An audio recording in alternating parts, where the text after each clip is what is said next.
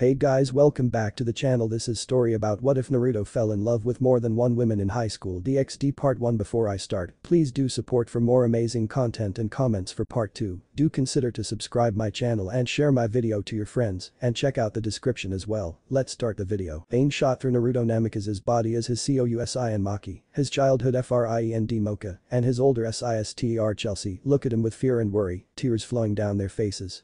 He turns to the left and sees Jiraiya calling an ambulance. Focusing his attention on Mocha, the dying blonde recalls the day before up until all of this happened. Yesterday, while Naruto, 16, laid peacefully in his bed, his sister Akame, 16, entered the room to shake him awake. "Naruto Nai-chan," Akame calls out. Naruto responds by turning away from her, who responds with a pouty look on her face as she begins to constantly poke at him with her finger.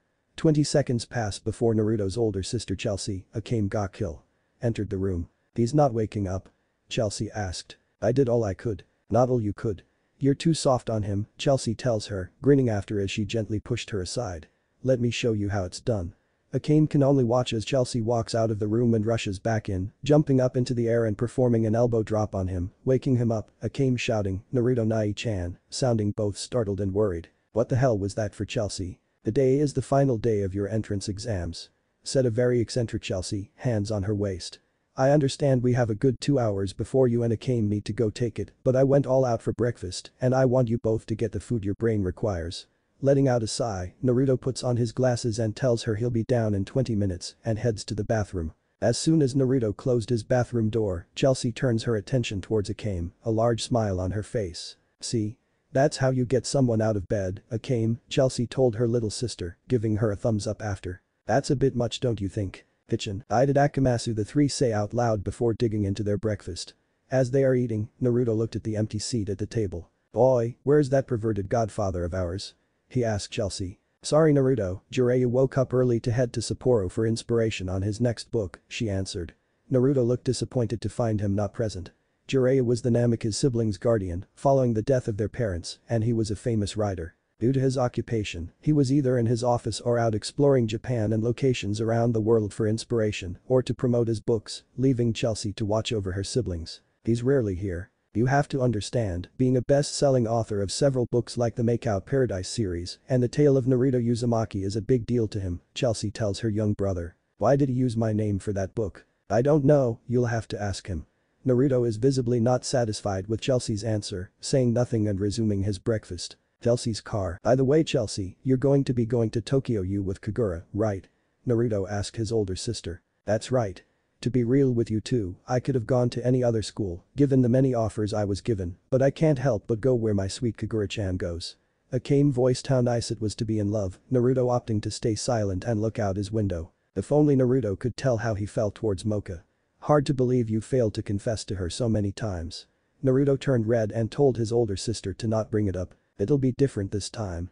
I'll tell her tomorrow night during or after Maki's concert," Naruto assured. "So that's your plan, nah Naruto? Well I am sure it won't work, good luck trying." Entrance exam building. After exiting the car, Naruto and Akame waved goodbye to Chelsea before she drove away, waving bye to them as she does.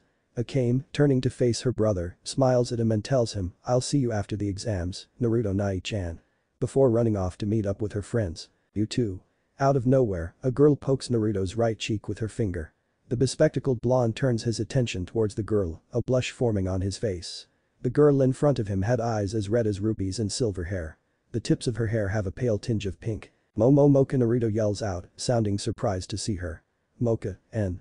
Alexis Tipton, JP.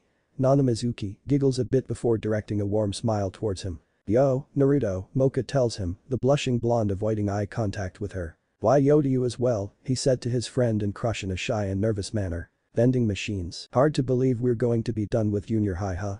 said Mocha, sitting on a bench next to the vending machines with her friend as they held their open canned drinks. "Yeah, nervous. A bit," she admits with a smile. I know you won't have a problem acing these exams." Smiling back at her, he told Mocha she'll do just as well as him. "I know you'll ace yours. You're no slacker Mocha." Her smile fading, Mocha asked Naruto if he was sure he wanted to not spend the rest of their remaining junior year at the school after today. "Our teacher and the other staff members have no worries of my grades going down, and Kakashi made it so I can do my school work at home and study for the exams. Yuhi-sensei's going to miss having us around." Naruto comments on how nice she was to them and that he'll miss her too. Right, I'll also make a request to have my classes online. Boy, Mocha, you don't need to, but I want to, regardless, said Mocha.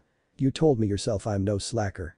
Also the final year wouldn't be fun if you're not around. Looks like Yuhi-sensei is going to miss two of her many favorite students, says Naruto, Mocha picturing how their teacher would react to her switching to online classes. Speaking of exams, do you know what school you're going to? I'm looking to make it to Kuo Academy, she tells Naruto, who is left surprised by her answer. You're going there as well? Naruto asks her, who smiles and says it provides one of the best education in all of Japan. What about you? She asked. That perverted fart of mine pressured Akame and me into taking the exams to go to Kuo Academy after hearing about how it used to be an all-girls school, he answered, sounding annoyed towards Jiraiya. He is a weird and perverted one, your godfather. But he's got a nice heart. How so? Asked Naruto, confused. Mocha's only answer was, it's best to find that out on your own. After sipping her drink, Mocha asked her friend what he planned to do after the exams. After? I'm planning to just head home with Akame and work on one of my model kits. You? Mocha tells him she got invited to see a movie with some friends later tonight, asking him if he and his little sister wanted to come. You sure about that?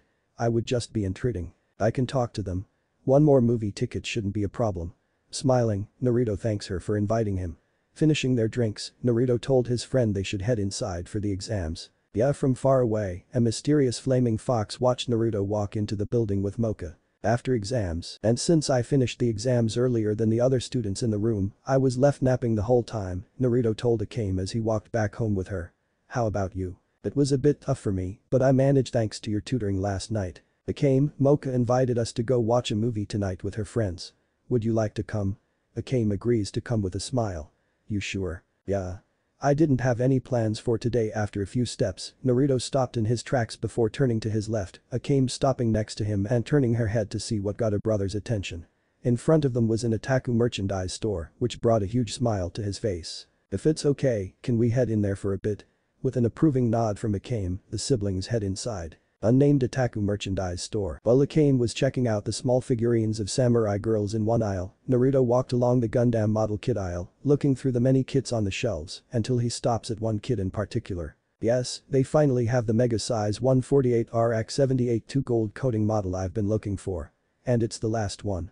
Lucky. He says in delight. As he's about to reach for it, he sees another hand doing the same. He turns to his right and sees a bespectacled woman in her late teens with long blonde hair and pink eyes staring right at him. Hey, are you seeking to purchase this as well? The woman responds with a nod. I've been searching for this one for months now, but after thinking about it for a few good seconds, Naruto takes the model kit out of the shelf and hands it to the woman, surprising her with this act of his. You're giving this to me? Yeah. I'm patient enough to come across it again eventually, Naruto responds with an assuring smile. For his act of kindness, the woman directs a smile towards him as well. Thank you Namikaze, Naruto Namikaze, he told her. Naruto Namikaze. I thank you for your kindness. The woman bows to him and thanks after voicing her gratitude. It's what I do, Ms. Agares, Sakvara Agares. She interrupts. Ghoul hearing Akame calling him over from behind Sakvara, Naruto tells the woman to have a good day and prepares to go to where Akame was. As soon he passed her, Sakvara had a strange feeling envelop her, suddenly stopping the boy. This.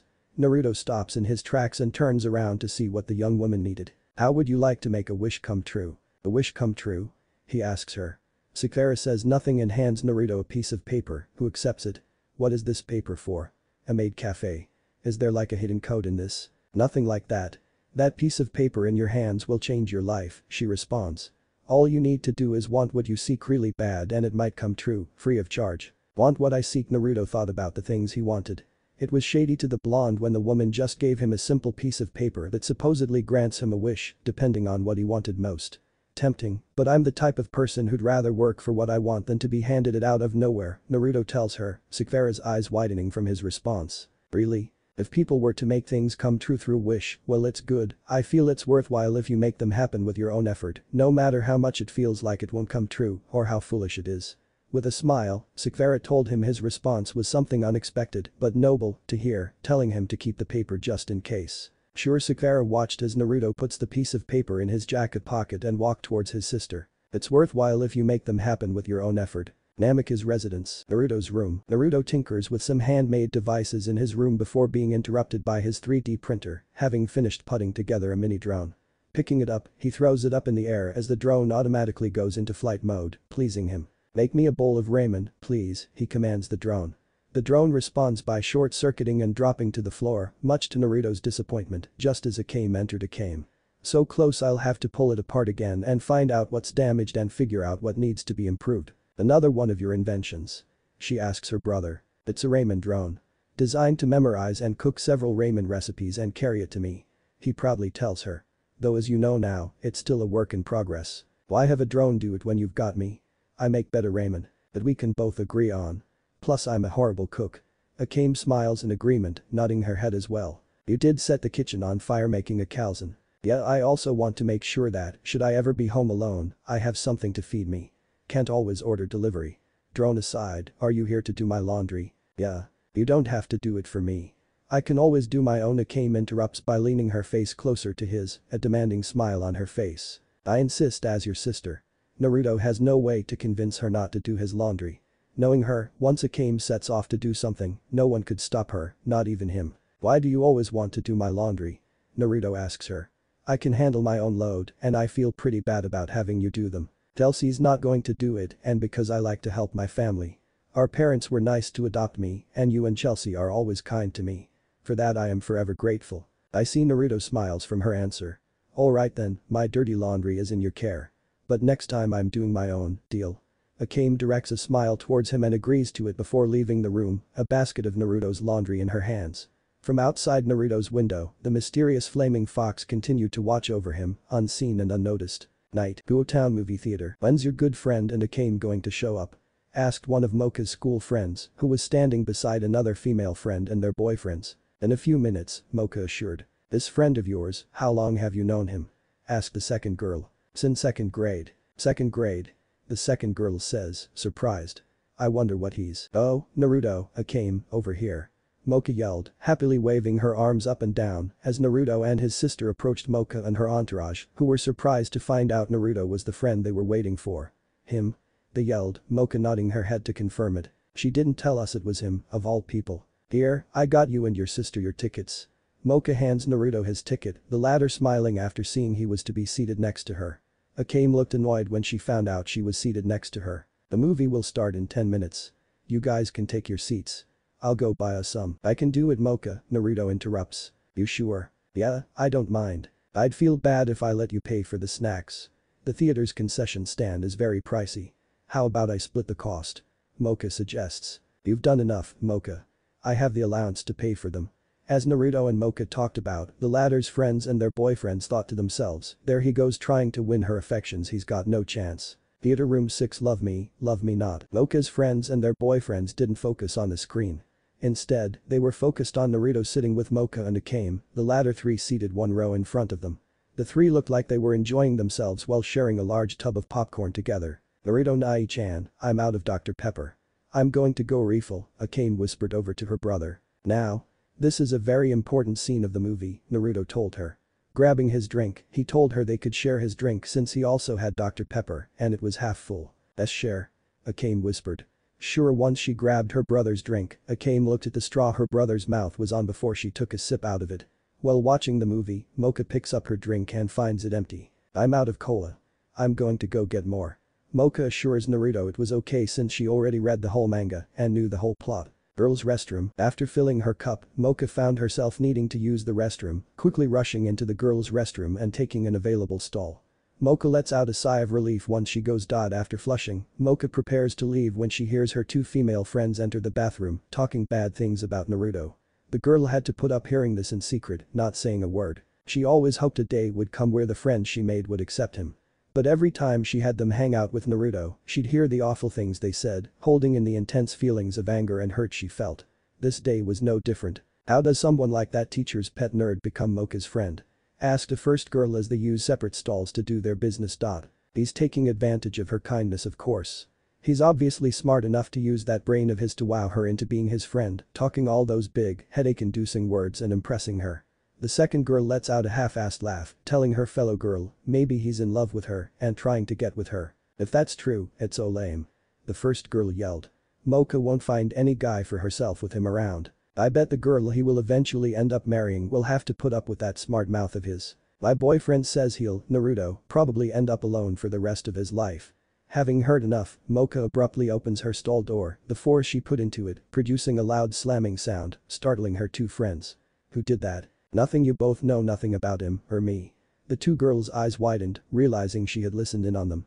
Many times I tried my best to give Naruto more friends, to let them see how I see him, and give them a chance to like him. Mocha. If you can't find it in yourselves to try and know, even like someone genuine like him, then I'm sorry you couldn't find it in yourselves to do so. Theater room 6. I'm sorry it took long, you two.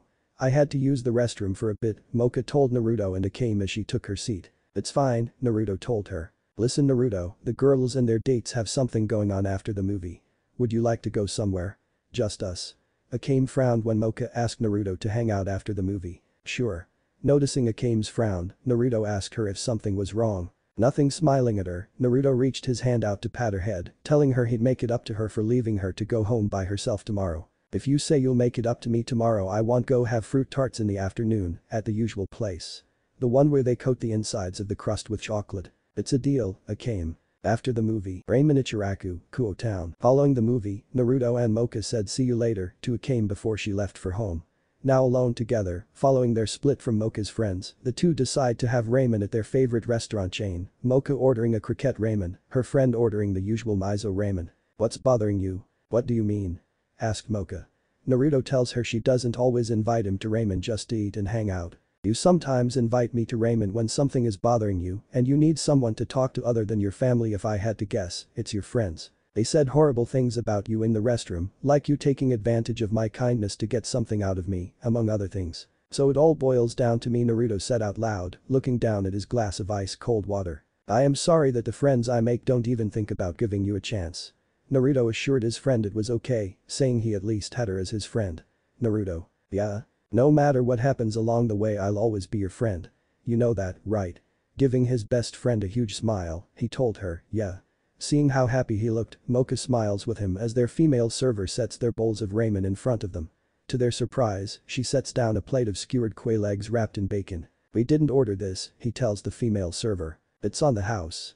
The chef is a sucker for seeing cute couples acting so loving towards each other. Who couples? Naruto and Mocha shout in unison, the former telling the waitress they weren't dating. Really?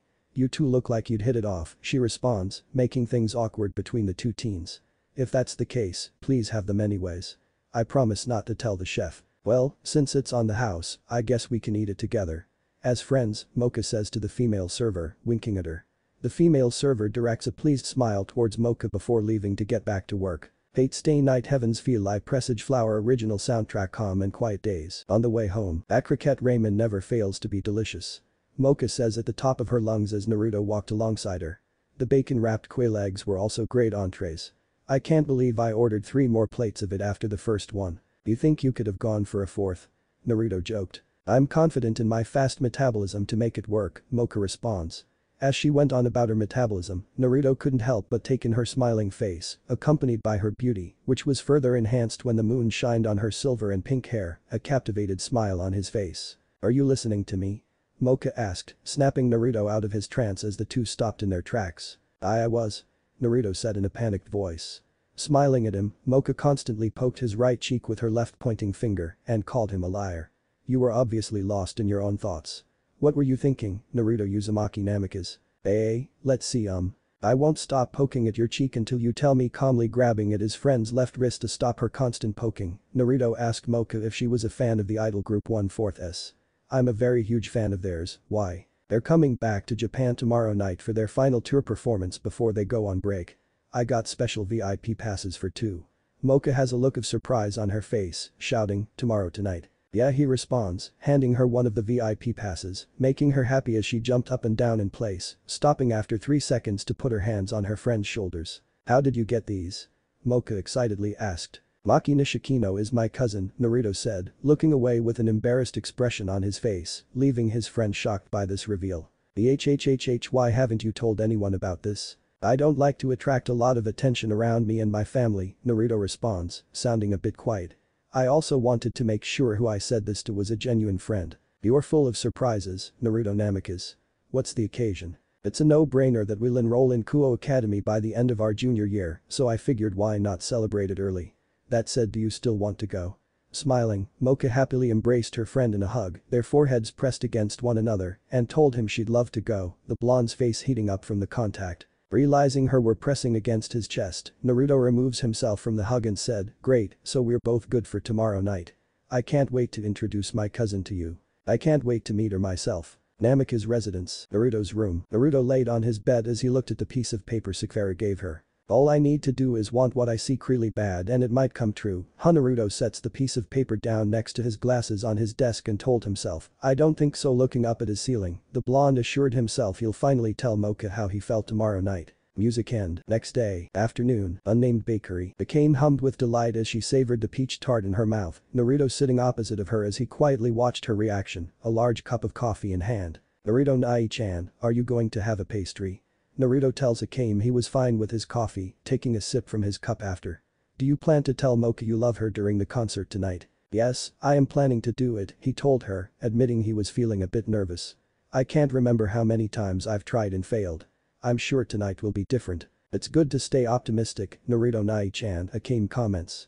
"If you don't mind me asking, this has been bothering me for a very long while, but what if you and Mocha never get together?" Naruto looked surprised when his sister asked that question, let alone been bothered by it when it became known to her that he liked Mocha. "I support you trying your best to confess to her, but what if it never happens, permanently? What if she rejects you?" "I admit, even I question them from time to time, Akane. Mocha is a genuinely kind person anyone would be lucky to have. I can't picture anyone else with her, but if that were to happen, if that person made her happy and treated her well, I wouldn't want to ruin it and I'd still want to be friends, even if she were to reject my confession. That also means I'll need to try hard to find someone who makes me feel the same way I felt towards her, no matter how long it takes. If those scenarios were to happen, I hope you do find someone who makes you feel the same way you felt about her." Hearing Akame's response, Naruto jokes how that girl may be close, he just isn't aware of who it could be. This made Akame's whole face turn a very bright shade of red. "Akame, you okay? Do you have a fever?" Akame had smoke coming out of her ears as her brother went over to her and pressed his forehead against hers. "Oh, your temp's pretty high." Backing away from him, Akame assured him she was fine, saying it was from the coffee she had with her tarts. "You should drink some water after. Don't want you fainting on me." "I will." While the siblings enjoyed themselves, the flaming fox continues to watch Naruto as several people pass by it, unable to see it. Night. Chelsea drops Naruto and Mocha off at the concert before yelling, "Alright, have fun you too." Giving Naruto a thumbs up after and driving away. In her car, Chelsea says to herself, he's so going to fail this one. Backstage, looking around, Naruto and Mocha spot Maki talking to Naiko, a fellow member of her idol group. Naruto happily yells out her name. Maki turns her attention towards Naruto and Mocha, who wave hello to her. Turning to Naiko, she told her she needed to have a small chat with her cousin. "Remember, we're going on in 5 minutes." Hi. Naiko leaves to get ready for the show as Naruto and an awestruck Mocha are approached by Maki. Mocha can't contain her excitement as she loudly says, "I love your music." Maki smiles, happy to know that 1/4S has another fan. "This must be the friend you were telling me about." Naruto responds by telling her she has all the 1/4S albums. "I'm glad Naruto has you as his friend. I'm surprised that he never mentioned that he was related to me." Naruto responds again, telling her, "I don't like the extra attention." Maki, while she understands what Naruto means, she doesn't fully agree with him. "There are times where attention is good, Naruto. It shows that you exist, you know that, right?" "Yeah." Also, Maki opens her arms to Naruto. "Come give me a hug. I haven't seen you for a while and I've missed you." Mocha blushed at this as Naruto is caught off guard by his cousin hugging him. Naruto has no choice but to hug her back, making Mocha blush even harder. "Ahem." She interrupts. Maki turns red as she stops hugging Naruto and gives him his space. "Well now, I guess I should go get ready for the show. Let's meet up after the show." Naruto responds by saying, "Sure." Smiling back, Maki leaves to get ready to go on stage. "You two are very close." "Yeah, Mocha." "Yes, Naruto." Both teens gaze into each other's eyes. As they do, a blush forms on Naruto's face. Before the concert starts, "I just want you to know that in his mind, Naruto knows that this is the moment he finally tells her. The time is right. I want to tell you that." As Naruto's telling Mocha that he loves her, the concert begins, his confession unheard due to the fans screaming, Mocha's face showing confusion. "What?" was Mocha's response. "You didn't hear it." "Hear what?" Unable to tell her again, Naruto instead tells her, "I just want to tell you that I am happy to see this concert with you." Mocha smiles as she told him, "Me too." Mocha goes over to watch the concert, leaving Naruto alone. After a few seconds, Naruto comically yells, "Ah, damn it, I screwed it up." It was the right moment. After that, he sighs. I bet Chelsea's going to have a nice laugh at my expense when she comes. After the concert. That was an amazing concert, Maki-chan. I made sure to sing along with everyone. Mocha happily tells the idol. I'm glad you enjoyed it. Naruto, what did you think of the concert?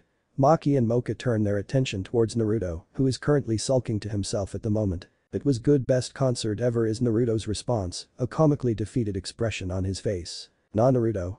Are you okay? Maki asked, directing a look of worry towards him. He must have a stomachache, Mocha said, having no idea of the real reason. While not true, Naruto plays along. Yeah, that's right, a stomachache in his mind. Naruto tells himself that he's failed again before smiling, having quickly gotten over his failed confession. I will try again another day, he thinks to himself. He then tells Mocha he'll be fine. Are you sure? Really sure? Turning his attention towards Maki, he asked her if it was okay for her to be out here with them. The girl said it was fine since you're family and I was planning to visit you and the others anyways. Chelsea's on her way to pick us up as we before Naruto can finish, someone interrupts him. Naruto, there you are. The blonde, Mocha and Maki turn their attention towards Jiraiya, who had just arrived out of nowhere, directing a smile towards them. The Kame told me you were at a concert. Maki, you're looking livelier than before. Mocha, good to see you too. How's the family? The three don't respond. After a few seconds, Naruto angrily runs at him, his right fist cocked back. You fuck. Is Naruto's response as he throws a punch at Jiraiya, which hits him in the face and knocks him down. Mocha and Maki are left surprised by this response from the blonde. What the hell was that for? Jiraiya angrily asked his godson. That's for rarely being around yesterday and today you perverted fart. Is Naruto's answer. I have a very good reason. How'd you even get here? I helicoptered before I crashed it. Naruto and Jiraiya continue arguing as Mocha and Maki look on. I'm surprised you're okay with Naruto being violent. Maki awkwardly smiles as she says, only when it involves Jiraiya. Honestly, I think Naruto's anger towards him is his way of showing that he's, Naruto, glad to see him, Jiraiya. That sounds about right is Mocha's response. A few minutes later, Naruto and Jiraiya get some time to talk while Mocha and Maki have a private conversation of their own. As Jiraiya smokes his cigarette, Naruto looks at him with a bothered expression. Smoking's bad for you. My life, my choice, Jiraiya responds. He continues smoking a few times from his cigarette before pausing. Failed to confess to her again. Naruto can only nod to confirm this. Chelsea's going to have quite a reaction, won't she? Naruto nods again. You'll try again, won't you? You were the same with Tsunade. Before she settled down with Dan, the two don't say anything for 5 seconds. Looking down, Naruto breaks the silence. Being in love is difficult, isn't it? Jiraiya looks at Naruto, understanding what he's going through. You're right, but when you finally get love, it's all worth it. This makes his godson smile a bit, making Jiraiya happy, knowing that he made him feel better. Naruto, do you want to know why I used your name for my book? Yeah, I do. I did that because before he could say why, Jiraiya is interrupted by a call from Chelsea. The white-haired rider picks up, leaving Naruto disappointed. Hello? What do you mean you're lost? Fine, I'll come to you. Jiraiya ends the call before turning to Naruto. Sorry, but it seems that Chelsea needs me to go get her. Would you be okay staying here with Maki and Mocha? Naruto looks away, telling him, yeah, just go. I'll be fine. Jiraiya rests his right hand on Naruto's shoulder. Attaboy. Jiraiya leaves the scene as Naruto walks over to Mocha and Maki, the two girls having just finished their private conversation. What were you two talking about? He asks the girls, both blushing when asked the question. We were talking about boys. Mocha answers. This sparks Naruto's curiosity. Boys? Maki then follows up by saying, it's a girl thing. What type of boys? Asked Naruto. Well, Maki Nishikino. Naruto, Mocha, and Maki turn their attention towards a male who's 2 years older than them. He has on a black jacket and blue jeans. His face looks crazy, something that worried the bespectacled blonde. Oh wow, it's really you. Maki is visibly disturbed by the fan as he took a few steps forward. Yes, would you like to? You're so beautiful. We'd make an amazing couple. This compliment creeps the three out. Maki, Mocha, get back is Naruto's response as the three slowly back away. They said that I had no chance with you. All those comments online. They hurt me. Really, really bad. That's why Naruto's fears are known when the crazed fan takes out a knife and rushed at Maki. If I can't have you, no one can. Maybe in death, we'll be together. Screams the crazed fan as thrusts the blade forward. To Maki and Mocha's horror, Naruto gets in the way and is stabbed in the shoulder. The blonde immediately feels the pain from the stab wound, his blood trickling down the left side of his body. Though in pain, he used his weight to tackle the crazed fan to the ground. Naruto struggles to wrestle the knife out of the fan's hand. Despite having an above-average build, he was at a disadvantage due to his wounded shoulder. Finally, having had enough, the crazed fan stabs Naruto on the left side 3 times before pushing the blonde off him and stabbing him in the stomach 4 more times. The blonde can only stare at the fan in horror and shock as he felt each stab, the crazed fan shouting how he made him do this. Mocha and Maki can only look on in horror, the former screaming her friend's name as the crazed fan gets up, turning his attention towards the 2 girls, mainly Maki. "He won't be interrupting us again, my love." Before the fan could take another step, Chelsea appears and tackles him to the ground. She manages to knock the knife out of his hand before angrily pummeling the crazed fan, bruising the fan's face and drawing blood. "You stabbed Naruto. You stabbed my little brother. My little brother." Chelsea shouts in anger. While she knocks the fan into submission, she continued to pummel the fan. Jiraiya comes from behind and pulls her off him, so Chelsea doesn't kill him. "Let go, Jiraiya. I'm not done yet." Chelsea angrily tells her godfather, "I'm not, you hear me? He's down, Chelsea. It's over. We need to go see if Naruto's okay." Chelsea stops struggling after Jiraiya mentions Naruto. Chelsea and Jiraiya are onto Naruto's side. Jiraiya, Chelsea, and Mocha look at a dying Naruto in horror as he coughs blood. Seeing this, Chelsea tears up before directing her attention towards Jiraiya. "Call an ambulance, Jiraiya. Call a damn ambulance." Jiraiya immediately takes out his phone and begins calling for help as Chelsea turns to Naruto. "Chelsea, it hurts so much." Chelsea tears up even more as she can do nothing but watch as Naruto starts bleeding out. "Naruto, you'll be fine, you hear me? You're strong." Chelsea assures Naruto. "You'll get through this. I'm glad that Maki's okay. That's all that matters." This makes Maki cry. "You shouldn't have done that. He had a knife, I couldn't let him kill you." Naruto, Mocha said as she's crying. Naruto directs his attention towards his crush. "Mocha, that look on your face doesn't suit you." Naruto passes out from blood loss as an ambulance and 3 police cars arrive. Naruto's body is put on a stretcher and into the ambulance that drove him to the hospital. Guo General Hospital. Mocha, Maki, Akame, Chelsea sit in waiting as Jiraiya paced back and forth impatiently. Soon, a doctor enters the room. Jiraiya turns to the doctor. "How is he?" "He's lost a lot of blood and some major organs have been damaged. We did the best we could, but he might not make it through tomorrow." This leaves them all shocked. "And can we see him?" Mocha asks the doctor. The doctor looks worried but allows it. "Alright, but only for a few minutes." They enter the room to see Naruto lying on a hospital bed. Seeing his state and fearing that he won't make it, Akame tears up. "I should have been there for him," she told herself as Chelsea consoles her. "Naruto, I don't know if you can hear me, but the reason why I used your name is because it's the name that gave me a purpose and a family. I had no one.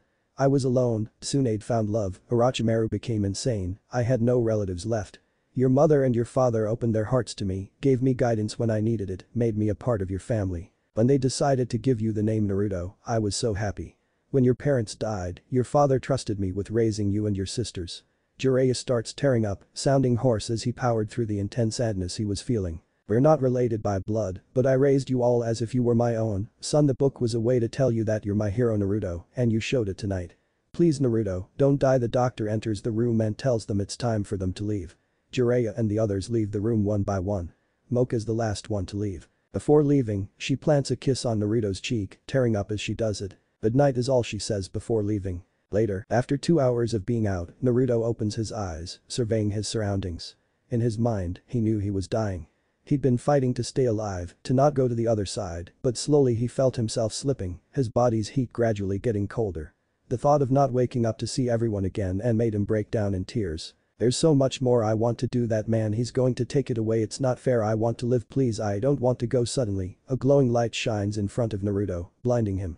Out of it comes Sakura, a mutated rook piece in her hand. "Oh, so this is where you were. I was wondering why I found myself in a room with your belongings." Sakura. The blonde female devil looks surprised, but at the same time happy that he remembers her name. "Great, you remember me. How?" "I did tell you I can make your wish come true." "Your wish? To live. I'm here to fulfill it." Naruto, in his mind, couldn't believe his ears when Sakura told him she can make his wish come true and give him his life back. "No matter how far you are from the piece of paper I gave you, once you touched it, your will was connected to it, allowing me to feel the strong response to your wish and bring me to it." Sakura pulls out the piece of paper she gave him, which produced an ethereal string that was connected to him. "You can fulfill it. Of course. Though I wonder, do you really want me to fulfill it?" she asked. "If I recall yesterday, you said it's worthwhile if you make what you wish for happen with your own effort. I'm sure that with time those serious wounds will heal." And hearing Naruto's painful groan, Sakura panicked a bit before apologizing, admitting she wanted to get a jab in, given what was happening now, before turning serious. It was a bad joke at a bad time in my part Naruto, what I'm about to do for you, I don't do for just anyone. Before I came to you I did some research on you, and due to what you may provide for me, I have made you an exception to whom I can save. However, in giving you another chance at life, you will become a devil, as well as a member of my peerage. Naruto's eyes widened from hearing her response. He wouldn't come back as a human, but a devil. A devil? I know what you're thinking, and yes, it's all very complicated, especially for those hearing it for the first time. I promise to go through this further, but only if you are up for it. Thinking to himself, Naruto remembers Mocha, Maki, and Chelsea crying before looking at Sakura with determination in his eyes. If it's the only way I can see everyone again, then I will. Excellent, now aside from your intelligence, given how average you are, not that I mind, I figure someone like you needs to better defend yourself and others when push comes to shove. For that, I will make you my rook. Rook. Sakura went on to explain the attributes of being a rook, mainly how rooks had superhuman strength, which gave them high offense and defense, but low speed and agility. By being my rook, you will have the power needed to protect those you care about and more. First, I must ask this of you. Are you willing to become my rook and serve me? Are you willing to be mine? Naruto doesn't hesitate to say, yes. Then we have ourselves a deal, was the last thing Naruto hears Sakura tell him before the devil placed a mutated rook piece on his chest, which begins to fuse with him, the blonde passing out after. We'll see each other again soon enough, Naruto Namikaze. Sakura teleports away, leaving him alone once more. With Sakura gone, the mysterious flaming fox that had been watching him used this opportunity to enter the blonde's body. The Gare's mansion. Honestly Sakura, making him a rook for your peerage is a bad idea. Olivian, Sakura's queen, serves his king a cup of tea as he voiced his concerns to her. Sakura accepts the cup of tea and takes a single sip before directing her attention towards him. And what makes you say that? Sakura asks before she continues sipping from her cup. For starters, he's an ordinary human turned devil. He'll only be able to use the common abilities possessed by devils. Second, he doesn't possess a sacred gear or any special attributes.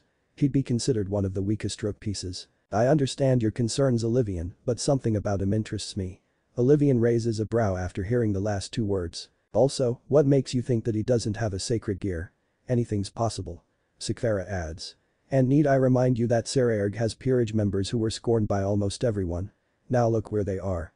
If he's taught me anything, it's that if you give things a little polish, they'll shine brighter than anything you've ever seen. What is it about him that interests you? Aside from what I've looked into about him, I don't know yet but soon enough we will. For now, I want you to watch over him tomorrow, see what he does with the new life I've given him.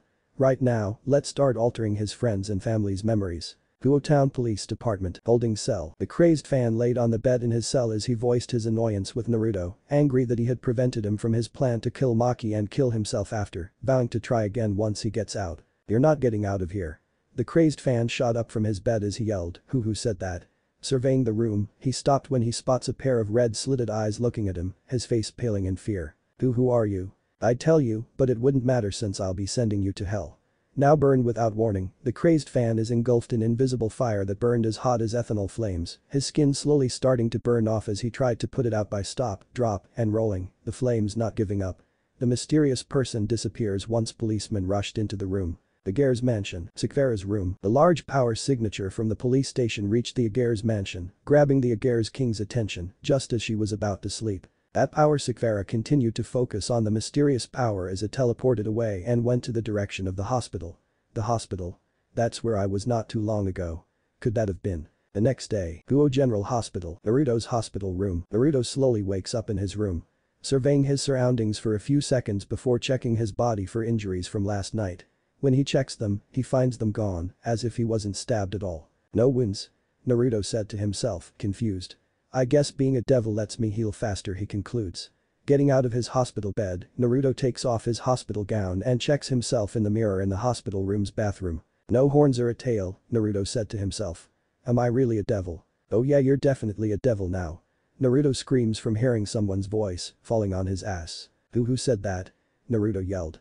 The voice groans from hearing the question. Haven't you heard of fucking telepathy? The voice asks him. Where are you? Naruto asked as he gets up from the floor. Answers later, right now, you have some company. Company? How Naruto's question is answered when the doctor, Chelsea, Jiraiya, Akame, Maki, and Mocha enter the room. When they see him, they all have shocked looks on their faces, while Naruto slowly grows a wide smile on his face. Eyes, I'm going to be fine. He happily tells them. After realizing he can see them crystal clear without his glasses, he yells, "And I don't need my glasses anymore." Looking down, his visitors can see his business sticking out. Mocha, after looking at it for a few seconds, faints as Akame and Maki sport heavy blushes on their faces. After a few seconds, Naruto realizes everyone who's currently in the room can see his junk and awkwardly covers it with his hands. "Oh my" is all Maki can say while processing everything that's happening right now. Hospital cafeteria. As Jiraiya filled out the paperwork needed to release Naruto from the hospital, the blonde hungrily slurps down soy sauce flavored cup ramen. Finished, he sets it down next to the 4 other cups of ramen as he pours hot water in a 6th one. Mocha was lying unconscious on a bench a few feet away from them as this happened. "Who knew being near death could make me this hungry," said Naruto. Near death? Sure, it was one big stab wound, but it wasn't that fatal. Naruto paused when he heard Chelsea's response. "What?" "I was stabbed more than once," Naruto told her. "You must have had a nightmare caused by what happened last night," she replied. "Not to worry. It may take some time, but I know you'll get through it. I swear the doctor who treated you must have been a good one if they can get rid of that stab wound so quickly without any scarring, not to mention being able to restore 20/20's vision to your eyes. Must have been the new medical equipment from a Gears Corporation they were experimenting on." The Gears Corporation? Yeah, they're a tech-savvy company, though they have branches that focus on other things, like science, medicine, and archaeology. The Gears Corporation. Naruto Nai-chan. Turning to face Akame, he was presented with a small box of donuts. "Here. I made sure it was packed with your favorite kinds." Naruto voiced how thoughtful Akame was before giving her a hug. Finishing his last cup ramen and setting down the box of donuts, he gets up to check on Mocha. Smiling, the blonde gently pokes the girl's cheek. Mocha slowly opens her eyes, greeted by Naruto's smile. Eyes slowly widening, Mocha hugs him, to his surprise as his cheeks turned red. "I was so worried about you, I almost couldn't sleep last night. That was very reckless of you. Sorry I made you worry, Mocha." So even she doesn't recall how serious my wounds were last night. Did Sekvera have something to do with this? Right as they finished hugging, the news start playing on the wall-mounted TV. The news report that was live involved the crazed fan, who was burned to death until only his charred flesh and bones were left. "That man, he's dead." Chelsea and Akame walked over to them as they watched the news. "He's dead." "Good," was Chelsea's response as Naruto looked at her for a bit before looking back at the television screen. 7 minutes later, Guo General Hospital, front entrance. Exiting through the front entrance with his family and friend, the blonde covers his eyes from the brightness of the sun. "Hard to believe you don't need glasses anymore," Jiraiya said his godson. "I guess that makes me look less nerdy." He jokingly replies. "What are you going to do now that you're out of the hospital?" Chelsea asked her brother. "I'm going to head back home for a bit before leaving to go for some time at the arcade," he said. When Mocha asked if she could come, Naruto declined, wanting to have time for himself. Understanding, Mocha told him if he wanted to hang out with her, he just needs to give her a call. Jiraiya tells Naruto not to stay out late and to come home for dinner. He also told him not to spend a lot of money at the arcade. "I know my limits, old man." "Hey, I'm in my 40s, I'm not old just yet." Naruto smiled at him as he responds with, "I know. And don't forget to check your email for your school assignments." The Gears mansion, living room. Sekvera watched the news on the TV as Olivian offered her a cup of tea. "That young man's death. I know Olivian. He had no enemies from what everyone who knew him said, and no one in that police station had a reason to kill him." Meaning Naruto killed him. "But how would someone like him have that much power?" Olivian asked his king. "There was nothing about him that confirmed he was a sacred gear wielder. Whatever the circumstances, the power he was giving out is extraordinary if not scary. Though, the man he killed someone like him wouldn't have the willingness to kill, not yet at the very least. We'll know more as I keep watch over him." Guo Town, downtown. While making his way to Akihabara, Naruto didn't notice the Agear's queen following him from behind, who made sure he wouldn't be caught by keeping a good distance from him and bringing his energy down to a human level. Seeing the police station where the crazed fan died, Naruto stops in his tracks. "I wonder who killed him," Naruto asked himself. Suddenly, Naruto started having a huge headache as images started flashing into his head, the palm of his right hand massaging his forehead. What is this? In it, he had a first-person view of the crazed fan burning to death. "You had no chance of regretting what you did. For that, you'll burn for eternity," Naruto said to himself, sporting a demonic smile on his face, looking shocked after. "What did I just say?" "You said what was on your mind obviously," said the being in his head. "You wanted him to pay. I did you a favor. But how? Pay, you okay?" Naruto snapped back into reality when someone pats him hard on the back. Turning to see who it was, he was met with a male his age. He was slightly taller than Naruto. The boy had purple eyes and black hair with inward shifted locks. He was wearing a blue t-shirt with a large black P symbol on the front of it under a red and white leather jacket. The jacket has a Japan flag pin on the left of his pocket. For pants, the teen is wearing diesel black gold jeans with a black leather belt tied around it. For shoes, he wore a pair of 45,000 yen Y3 black shoes over white socks. You sick? Just a little bit, he told the boy. This police station, this was where that Nishikino fan mysteriously burned to death. Say, aren't you the guy who was stabbed by him last night? The boy asked Naruto, who confirmed it. For someone who went through that, you're looking fine. The one-night stay at the hospital was all I needed, he assured. You must be quite strong to walk out of it and be standing here. I was on my way to catch a train to Akihabara and stopped here merely by coincidence. Joichi suggests it was fate that he was standing here to come to terms with what happened. Even if it was an act of fate, you standing here and not puking your guts out means you have a strong will. Jojo.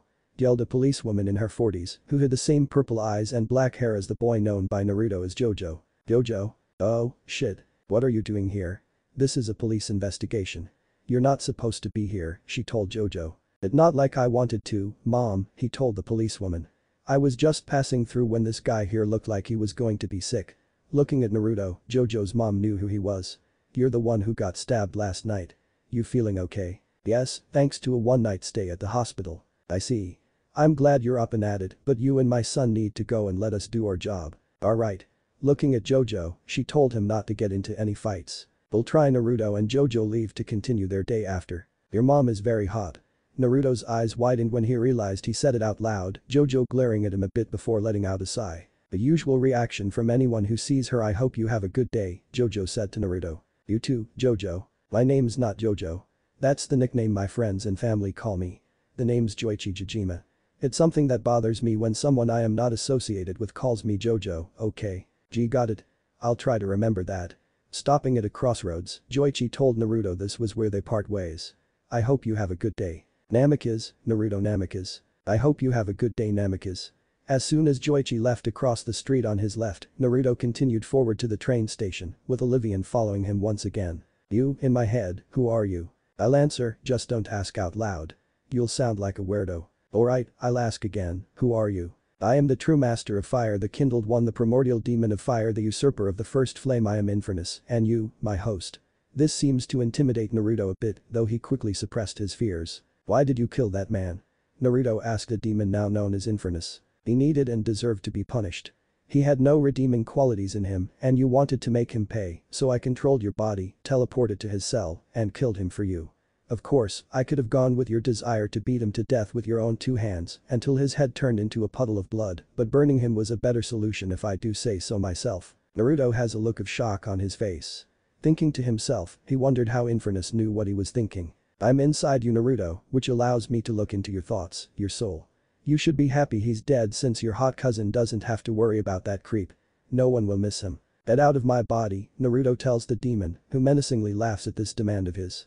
I have no reason to have you. Having the second chance at life is all I need. I don't need something like, sorry, that is a no can do. You see, I've taken a liking to you. You may be a little good person bitch on the outside, but fuck. You have a lot of anger inside of you that's keeping me entertained. All the failed potential hosts I tried never had this much inside. Always the one knocked down instead of the other person or group of people. And don't get me started on your sexual fantasies with your crush. All that vanilla action. Please, they want it rough. If I was in control of your body right now, I'd go over to her house, rip off whatever she's wearing, push her onto her bed, and pound that of hers until I'm spent. She'll love it. So you're saying I'm stuck with you, Naruto shouts in his mind. That's right, Naruto. From now on, there are two souls inside of this body. Best get used to it. Now that we are familiar with each other, let's skip the arcade and go to a place with a lot of girls to fuck. Denied. Akihabara. Ido Station, Akihabara. Olivian continues to keep watch over Naruto, who was trying to enjoy himself but was too distracted by the fact that he had someone taking residence in his body. Hey Naruto. What do you want? Don't freak out, but someone has been following us since the police station. Naruto looked angry as he asked him why he didn't tell him earlier. Wanted you to relax a bit before I spilled the beans. How can I relax and play games when I just found out not too long ago that I have some strange thing inside of me? Who is he? How the fuck am I supposed to know? Infernus asked. Whoever he is, he's not hostile. He probably wants something from us. For now, we let him observe us. If he tries to attack, we can take care of him. You mean, we'd have to kill? It'll obviously come to that. Remember, you're no longer human. Night. Air Raymond, Akihabara. Remember, you're no longer human. This kept on playing again and again in his head throughout the day, preventing him from enjoying himself. He was a devil, but he still looked human. "Another bowl please," he told the male server. Another. After having 7 bowls. Naruto turned to see he actually ate 7 bowls of ramen. "You must have quite an appetite. A newly acquired one. I think I've eaten enough. I'll just pay for the meals and head home now." As soon as Naruto paid his bill and left, Olivian follows him again. On the way home, after taking a train back to Kuo Town, he made his way back home by foot, still playing the same 5 words in his head. Just what am I expecting to come across? "Hey, Naruto, stop being emo, you've got company." Looking forward, Naruto sees a blast of yellow energy flying towards him. To his surprise, it was coming at him in slow motion. Dodge a dumbus. Naruto moves out of the way as the blast passed him, Olivian doing the same. "Sakura, he's being attacked," Olivian told his king through a communication rune. "Should I?" "No, don't. Observe how Naruto handles this. I'm on my way to you." "What the hell?" Following this, Naruto finds himself tackled to the ground and pinned down by a female stray devil. "Oh, kinky. At a time like this." Oh, sniffing the blonde, the stray devil licked at his left cheek. "You smell and taste delicious." Naruto's eyes widened. He was going to be eaten. He just got a second life and it was going to be wasted. "I'm going to be eaten. By this thing. I just got this life. Now it'll be wasted. As food." The female stray smiled to herself as she bent her head down to bite the left side of his neck. Once she bit down on it, she backs away in pain as steam comes out of her mouth. "So hot." As he got up, Naruto's neck wound healed in an instant, to the stray devil's shock, which turned to fear as Naruto appeared in front of her, his right fist on fire, and his eyes now red and slitted. "I'd let myself put my family and Mocha through that again." Throwing his flaming right fist forward, the punch bisects the stray devil. No way. The last thing the stray devil sees is a pair of menacing red eyes, belonging to Naruto, looking at her as the blonde produced a fireball and incinerated her whole body as she lets out one final scream. With the stray devil dead, Naruto is brought back to reality, asking himself what happened after. "What happened?" "Your flesh turned out to be too hot for that devil to bite into, and you killed her." "I did this." "Fuck yeah. Though it stinks how you killed a very sexy female devil, it was a kill or be killed situation, so congrats on a kill you did." Your Infernus finds himself interrupted when Naruto throws up on the ground. "Shit. Without warning even. Oh well, you did just kill for the first time. That was quite something, Naruto Namikaze." Turning around, Naruto comes face to face with Sakura, her queen standing beside her on her left. "Good eve, I guess I shouldn't start with that. You did just come out of the hospital today, changed and killed in self-defense." Sakura turning his attention to Olivian, Naruto said, "You must be the one who was following me the whole time." Olivian and Sakura's eyes widen, wondering how Naruto could have known he was being followed. "It's complicated. I have time to listen to this complicated answer of yours. First, are you thirsty?" After Olivian left, having fulfilled his duty, Sakura hands Naruto an orange-flavored beverage from a vending machine before getting herself a peach-flavored drink and taking a seat with him at a bench next to the machines. "It must have been scary for you to be in a fight with a stray devil, having just been reincarnated last night." "For a couple of seconds yes, but when I thought about how my family would react if they found out I died after being discharged I got angry and I killed the devil," he told her before taking a sip out of his can. "I see. Mind telling me what happened with the fan who stabbed you several times?" asked Sakura. "If you answer my question, I'll answer yours," said Naruto. "Very well. I was stabbed more than just one time and the news said I was only stabbed once. Even my family said the same thing." "Did you do something to them and to Mocha?" Sakura apologizes to Naruto for doing what she did, saying she had to alter their memories a bit to avoid them asking further questions. "They weren't the only memories I altered. I altered the memories of the doctors, nurses and staff who were dealing with you. As devils, as supernaturals, we need to keep our existence hidden." "Of course that's why," said Naruto. "I wasn't in control of my body when I killed that man. There's someone inside of me and he used my body to kill him." Sakura continued to listen as he talked about Infernus and how he used invisible flames to kill the crazed fan. "The flames that set them on fire, I checked the news on my phone and it said the flames couldn't be put out no matter what, stopping once the man was a charred corpse." "That explains why you puked after killing that stray devil. You said that his name is Infernus." "Yes. Do you think you can do some I don't know devilish exorcism or something?" he asks the blonde female devil. "Not without killing you I can't," she answers, earning a groan from Naruto. "Well that's just great," he said, voicing his annoyance and chugging his drink in frustration. "Since he seems to like inhabiting your body, I'm sure you and this Infernus can come to some sort of agreement so you can live out your days as usual, whatever that usual will be with your new life as a member of my peerage." "Agreement? Why? If he's inhabiting your body, he must have a reason," Sakura concludes. She's not wrong there, Infernus tells Naruto, who ignores him. So what now? Thinking to herself for a few seconds, Sakura looks back at Naruto and asked if he was free tomorrow. Not really, I was just going to stay home tomorrow and work on some devices in my room, then finish my school work in the evening. Sakura takes out a business card and hands it to him following his response. Tomorrow at 9 AM sharp, come to the Agares Corporation building and tell the receptionist you're there to see me. We have more to discuss besides what we just talked about, Sakura tells the blonde male before finishing her drink and getting up, creating a teleportation circle after. Walking towards it, Sakura hides a smile. Oh yeah, there's definitely something about you that interests me, Naruto Namikaze. With this mysterious Infernus in his body, I've definitely found myself a good one. Sakura thinks to herself. Unbeknownst to herself, she licks her lips. Once she enters the circle, she disappears along with it, leaving Naruto alone. Oh, I've just found myself an interesting host out of you. Something tells me you're the one I've been searching for. Fuck off Infernus, Naruto angrily replied. We're going to get along just fine. Naruto says nothing as he gets up and walks back home. Hot Blood by Nana Mizuki. 7:30 AM. Getting ready to head out to the Agares Corporation building to meet Sakura, Naruto walks into Akame in the hall. Good morning Naruto Nai-chan, Akame happily told her brother, who said the same thing for her before she asked him where he was going so early in the morning. To meet someone. You're meeting someone? Is it someone from our junior high? No, it's someone I met days ago, and I might be gone for the whole day like yesterday. Following his response to Akame, Naruto leaves the house as Chelsea appears behind her little sister. He's meeting someone. Did he find another girl? Chelsea asked out loud, sounding curious. The Agares Corporation building may know FFIC 8:55 AM. Naruto, you're a bit early, Sakura told her new rook as he entered her office. That's what my teachers tell me, he said, nervously giving her a smile after. Please, have a seat. Naruto sits on a couch opposite from his king, who assures him that the talk won't take long. Infernus, I've invited you and your host here to bargain, she called out to the fire demon. Infernus creates a ring of fire around the two, allowing Sakura to talk to Infernus alongside Naruto. Oh goody. I wonder what sort of agreement you have in mind. There's a reason why you possess Naruto Namikaze's body, and we want to know why. I was a powerful demon. If you have lived as long as me, you consider yourself invincible. Dragons, gods, they had no power over me. I could bang any woman I want and not worry about contracting STDs. I was undefeated until that fucking monster appeared and killed me. This catches the attention of Naruto and Sakura. Who is this monster? She asked. You devils know it as 666 Trihexa. The name alone strikes fear into Sakura, while Naruto has no idea who Trihexa is. Who is Trihexa? The apocalyptic beast. The one thing God fears, Sakura responds, a bit shook by this piece of information. You fought it. By yourself. I was too arrogant. Son of a bitch tossed me around like a training dummy. I died alright but not after I inflicted the first wound to it as a big fuck you.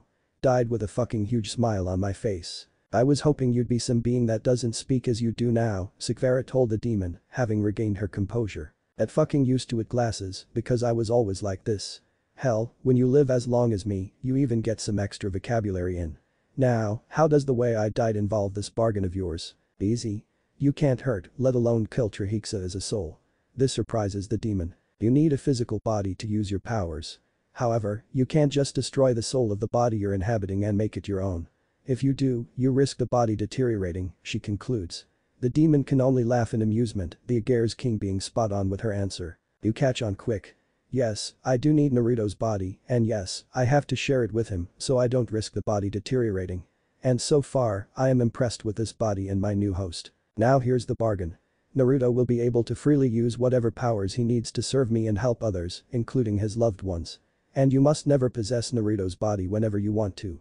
You must ask for permission from him. In return, Naruto will help you exact your vengeance on Trihexa, wherever this being is. And if I don't agree to this, I take him out of my peerage and kill him.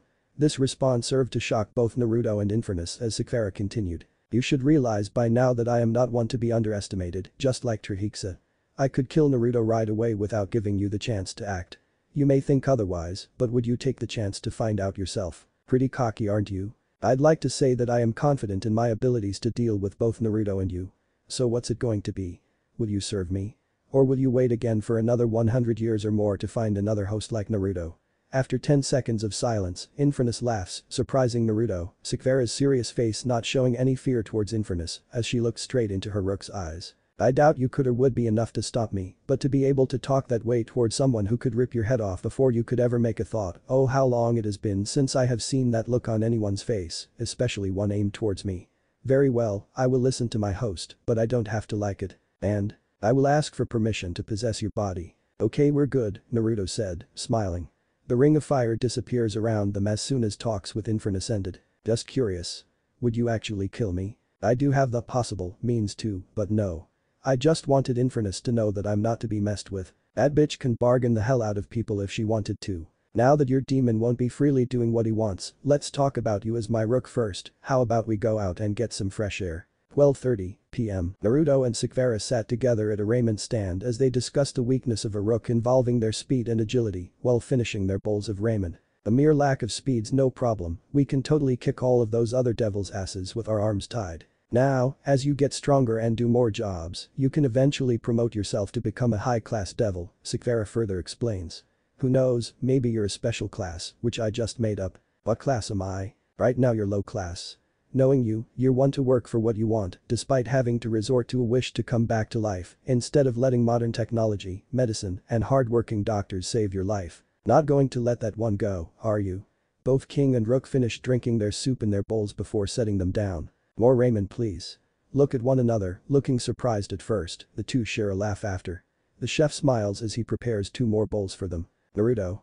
The blonde Rook stops laughing and turns his attention to the person who called him, revealed to be Mocha. Momoka. Hey what brings you here?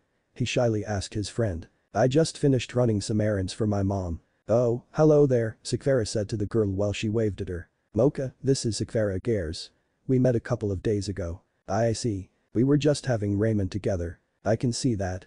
You two must be having quite a good time. We are. Would you like to join us? I have to go. You both enjoy yourselves. Mocha runs off as Naruto and Sakvara watch her go. Mind telling me about your relationship with her? Sakvara asked. She's the girl I'm so in love with, Mocha Akashiya. This response surprised the Agare's heiress, who wasn't aware that he had a girl he was in love with. I wasn't aware that you had a thing for. It's fine, Naruto told his king as they turned their stools back towards their warm ramen. Is there a reason why you haven't told her you love her? Look at me. I'm a guy who has trouble speaking about how I really feel, especially towards girls I love. Ever since 2nd grade, even now, I could never tell her I love her. Heck, I don't think I can ever tell her now that I'm a devil. I blew my chances of ever telling her and hoping for more after that night. Now I'll never know how she feels. Maybe she doesn't feel the same way I do about her, I don't know. If I had known, it's okay, Sakvara. Even if I can't tell her I love her, I can still be her friend and keep her safe. Inside, Infernus reflects on its original life, but quickly pushes it aside. If it makes you feel better, I think any girl, even Mocha, would be happy to have you. You think so? I'm your king, and as your king, I'll always have your back. The Gares Corporation building. If I may, I think Olivian hates me. I remember him staring me down as we were heading out like I was an enemy. He's just looking out for me. He can come off as cold and antisocial towards some, but if you get to know him better, he's a nice person. Him? Nice? Naruto asked. I admit, he's unsure about having you as my rook, he told me so himself, but I think he'll eventually warm up to you if you ask him to train you, Sakvara assured a rook. Him? Train you? To hell with that. I guess I can ask him for some training. I mean, we're both members of your peerage starting today. This response shocks Infernus. What? Oh, you little ass kisser. But for now, I think I must figure out these powers I have now before I ask for his help, Naruto finished. That's understandable. If you'd like, there's a training room in the Agare's Enterprise building you can use. That would be great. Thank you, Sakvara, Naruto said to his king, bowing his head to her after. Training room 52:35 p.m. Naruto enters, wearing nothing but a grey tank top with a small red spiral on the top left side and black shorts and doing a few stretches before readying himself to see what he was capable of. Okay, Infernus, what sort of abilities do you possess? For starters, using my powers means changing your appearance to strike fear into your enemies and look cool doing it. Like Ghost Rider? He asked, earning a groan from Infernus. Oh you fucking nerd, yes, like Ghost Rider, but without the flaming skull. Did you really have to reference a comic book character? I know the characters, but I can't really see the appeal of them. Fuck, I haven't even read any stories and only looked at the front covers. I was curious, and you need to read comics, they're good, depending on the writer. I take it you once had a host who was an otaku like me. Yeah, guy was only interested in cosplaying and shit. You killed him, didn't you? Naruto asked. Because he didn't meet up to your expectations. Bad, and he was a coward. I didn't kill him, though the process of leaving his body was painful, physically and mentally.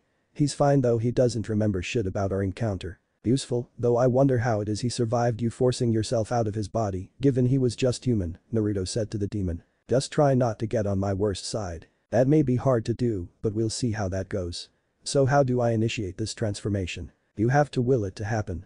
Just a reminder, the first time is always painful. But you'll get used to it. Infernus informed Naruto. After 3 minutes of visualizing how his ideal form should look, he finally transforms, though it's a bit painful as expected. His spiky blonde hair is enveloped in yellow flickering flames, like how it is when he's in Nine Tails Chakra Mode or Six Path Sage Mode, and his eyes turn from ocean blue to red and slitted. Finally, his canine teeth grow longer and sharper, completing his transformation. Looking at himself at a mirror, Naruto is amazed and left speechless by his transformation. Don't you look intimidating, Infernus said, complimenting his host's transformation. So what now? Now let's burn some targets. Several moving targets come out of compartments hidden under the floor, behind the walls, and over the ceiling. Naruto begins throwing fireballs in several directions, hitting every target dead center. 2 laser Gatling guns come out of the ceiling and start firing at him. The blonde devil produces 2 circular and transparent heat shields that protect him from the lasers. Once the laser guns overheat, Naruto sends the 2 shields flying towards them, destroying them. Fuck, I can't believe I'm saying this, but you're the only host to use my powers like that. I mean you're the only one who got this far, but damn. Where did you learn that? I read comics like Fantastic Four, Captain America, and Doctor Strange. I also played Mass Effect and Dragon Age. I can't believe I'm saying this, but being a nerd actually has its upsides. Show me more. Naruto prepares to destroy more targets as Olivian watched him from the monitors, looking a bit interested in his abilities. 2 hours later, Naruto exits the room, exiting his transformation in the form of light particles. The room he came out from was wrecked beyond repair, having gone overboard. On his way to Sakura's office, he stops when he sees Olivian waiting for him. Hey, Olivian doesn't speak. The Rook finds the Queen's silence awkward and assumes that he doesn't want to talk before he resumes walking. You show some impressive control and imagination over power that is not unknown to any of us. Naruto is surprised when Olivian speaks. Looking around, he makes sure that no one else was around. Are you talking to me? You are the only one other than me who's in the hallway, Olivian assured before walking towards Naruto, stopping in front of him. However, powers alone can only get you so far. That is why I've decided to train you. This surprises the blonde, who can't help but smile. Really, you'll train me? Yes. We can begin tomorrow. For now, Sakura wants to have a word with you. Naruto nods before resuming with walk towards Sakura's office. Opening the door, a woman with short silver hair and purple eyes exits the office. The woman has an eye patch where her right eye used to be. She also wore a black suit that shows her cleavage. What catches Naruto's interest is her mechanical right arm. As soon as she's left the office, he enters. Who was that? Legenda, an old friend of my father's, Sakura responds. What was she here for? To inform me that one of her peerage members, Shield, died. This response shocks Naruto, who then asks how Shield died. An exorcist killed her. Had her body eaten. How can someone do this? Especially an exorcist. To a devil. For some exorcists, they can take their roles too far, going after devils even if they didn't do any wrong. The church is currently handling this. They're handling this. The church is handling this. He angrily asked his king. Yes, they'll punish the exorcist and what? Set them free. Say that they were only doing their job as an excuse to. I know how you feel, Naruto, but we can't interfere without inciting a war with the church. Right now, that is not why you're here. Please do not interfere with the church. Fine. Later, having finished a contract that involved tutoring a kid, Naruto walks home, thinking about everything he heard about the church as he cuts through the park to get home faster. Something's on your mind. They let exorcists like the one I heard from Sakura go out to do God's work. They kill, hurt, and rape in the name of him. That is a whole load of bullshit. You have the power to punish them. You can make them see that those so-called exorcists are full of shit using their religion to justify their twisted actions. You can go out and deliver true justice for the sinners. But if I do that, then I'll incite a war with the church. Maybe, but who knows. Hold on, we have company. Naruto turns around and finds himself against a fallen angel, narrowing his eyes at him. What the hell do you want? He angrily asked him. Just to end another filthy devil like you, the fallen angel said with a huge grin on his face as he aimed his sawn-off shotgun at him. This is perfect because now I can use this thing against too angry to allow him to finish. Naruto closed the distance and easily held up the fallen angel by the throat and transforms, his flaming hair being red instead of yellow. His eyes give out an intense red glow, striking fear into the fallen angel. "Monsters like you make me sick," he told him in a cold manner, remembering the crazed fan who stabbed him and made him into a devil. Naruto punched at the fallen angel's face 3 times, each blow immediately bloodying and bruising his face, knocking him down with the fourth one. Getting down on his knees, Naruto smashed the fallen angel's face with his right fist. As this was happening, his 5 allies, who were looking for him, found Naruto in the middle of savagely smashing their allies' face in, his right hand covered in blood and brain matter. Some of the blood was even splattered on his face. This act served to strike fear into them as Naruto, having already sensed their presence, turned his head towards the small party, still looking pissed as he slowly stands up. You bastard." One of the fallen angels yelled, who fires at him alongside his teammates. Naruto erects a transparent wall of heat that protects him and sends it flying forward as it impacts one of the 5 fallen angels and knocks her into a tree. Grabbing the shotgun, he fires a round that hits a fallen angel on the chest, leaving a gaping hole wound and killing him. He dodges a sword strike from another fallen angel and shoots him in the leg to cripple him before smashing his face with the gun's stock. "Oh, this is good, this is good. And I don't have to step in. If only I had some popcorn." More fallen angels started showing when they wondered why some of the fallen angels haven't reported to them. They weren't ready to see a single rook brutally take them down one by one in a fit of rage. "What is this I'm feeling?" Naruto thought to himself as a menacing smile formed on his lips. Even when 5 spears found themselves pierced into his back and a couple of swords were stabbed into his stomach, Naruto kept killing them one by one. After 10 long minutes, 30 fallen angels had died by his hand and 12 had lost their limbs to him as they made a retreat, leaving the blonde covered in their blood as he held the sawn-off shotgun in his right hand. That was quite a show. I never knew any host who was this fucking intense. Who knew you had it in you? Naruto doesn't respond as the thought of him acting on his anger was burned into his mind. The one thing that shocked him was that he enjoyed it and that he smiled as he killed those fallen angels. Quickly he pulls out each weapon that was stabbed into his body, each wound healing within seconds of each other. If it makes you feel better, it was for self-defense. That means you won't get in trouble. You're right, Infernus, though he likes how Naruto was agreeing with it, could sense that he's very bothered by how he acted. Oh come on, don't start questioning what you did. You're going to have to get used to doing stuff like this. Pretty soon, this will be a usual thing for you. Better to get used to it now than later. Infernus said, justifying Naruto's actions. After burning the bodies, Naruto went back to the Agares Corporation building. Agares Corporation building, Sakvara's office. Without warning, Naruto, his clothes and face still covered in blood, entered the office, stopping in front of a surprised Sakvara's desk, dropping the shotgun in front of her. "Naruto, what happened? How did you get in without anyone seeing you?" "I had Infernus control my body and surround us in ethanol flames to cloak us," he responds. "Didn't know Infernus could do that. I was attacked by fallen angels, and I killed them." On and on until most of those who survived fled, some of them missing limbs, he replied. Seeing the way Naruto was acting worried Sakvara as she took in Naruto's look of disbelief on his face. "I just recalled what you told me about what happened to that woman's teammate and what happened to me and I smiled as I killed those fallen angels." What am I getting up and walking over to Naruto, Sakvara hugs him. "I can't say I understand what you're feeling or how I can help you. All I can do is hear you out and hug you, even if your blood-soaked clothes are dirtying my clothes." With a small smile, Naruto told Sakvara, "Never figured devils to be gentle monsters. Maybe back then, but things are different than all those years ago. Whatever you're feeling, know that I can be someone you can rely on. We can get through this together." After wiping his face and getting him a change of clothes, Sakvara allowed him to go home. "I heard devils could get stronger depending on how angry they were. If this applies to Naruto, just how much anger has he been holding in his whole life? If he doesn't release it," wanting to help the blonde rook relieve his pent-up anger, Sakvara makes a call to Surziches, who picks up. "Hello? Surziches-sama, I have a request," Sakvara said. This caught Surziches' attention. Naruto's house. 9:58 p.m. Naruto enters his home, taking off his shoes before walking up to the TV room. He is greeted by his sister Chelsea and her girlfriend Kagura Mikazuchi, someone Naruto took time to know. Kagura and Chelsea have been dating ever since they were 13 years old. Once they were 16, Kagura became a part of the family after Chelsea finally came out and introduced her to Jiraiya, who immediately accepted her into the family. Naruto and Kagura had some problems with one another for 3 straight weeks, but they eventually became friends. "Oh hey Naruto, how was your day?" asked Chelsea. "My day was good. Met some good people and hung out with them and all," he replied, still bothered by how he violent nature against the fallen angels earlier. Leaving his thoughts, Naruto turns to Kagura and waves hello to her, who does the same. "Listen, I'm going to go to my room and call it a night." "Okay, good night," Chelsea said. Naruto gives her a smile before walking up the stairs. "Is your brother okay? He seems different," Kagura asked, sounding worried. "I'm sure he's fine," Chelsea assured her lover. He must have had a long day out is all.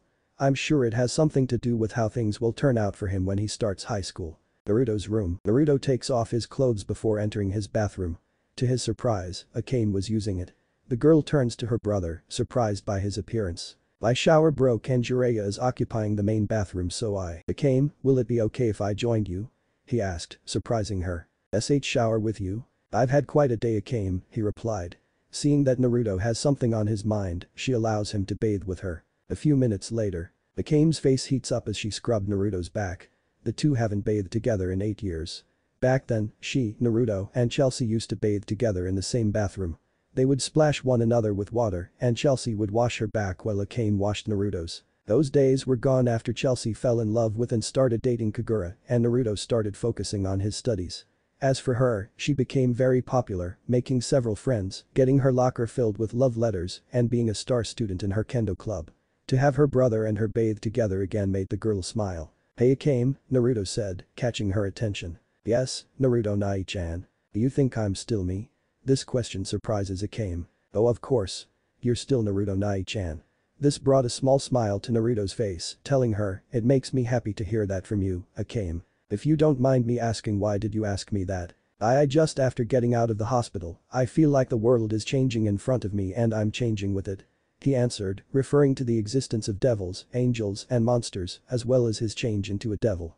I don't even know if I can still be myself after what happened. Everyone changes Naruto Nai-chan.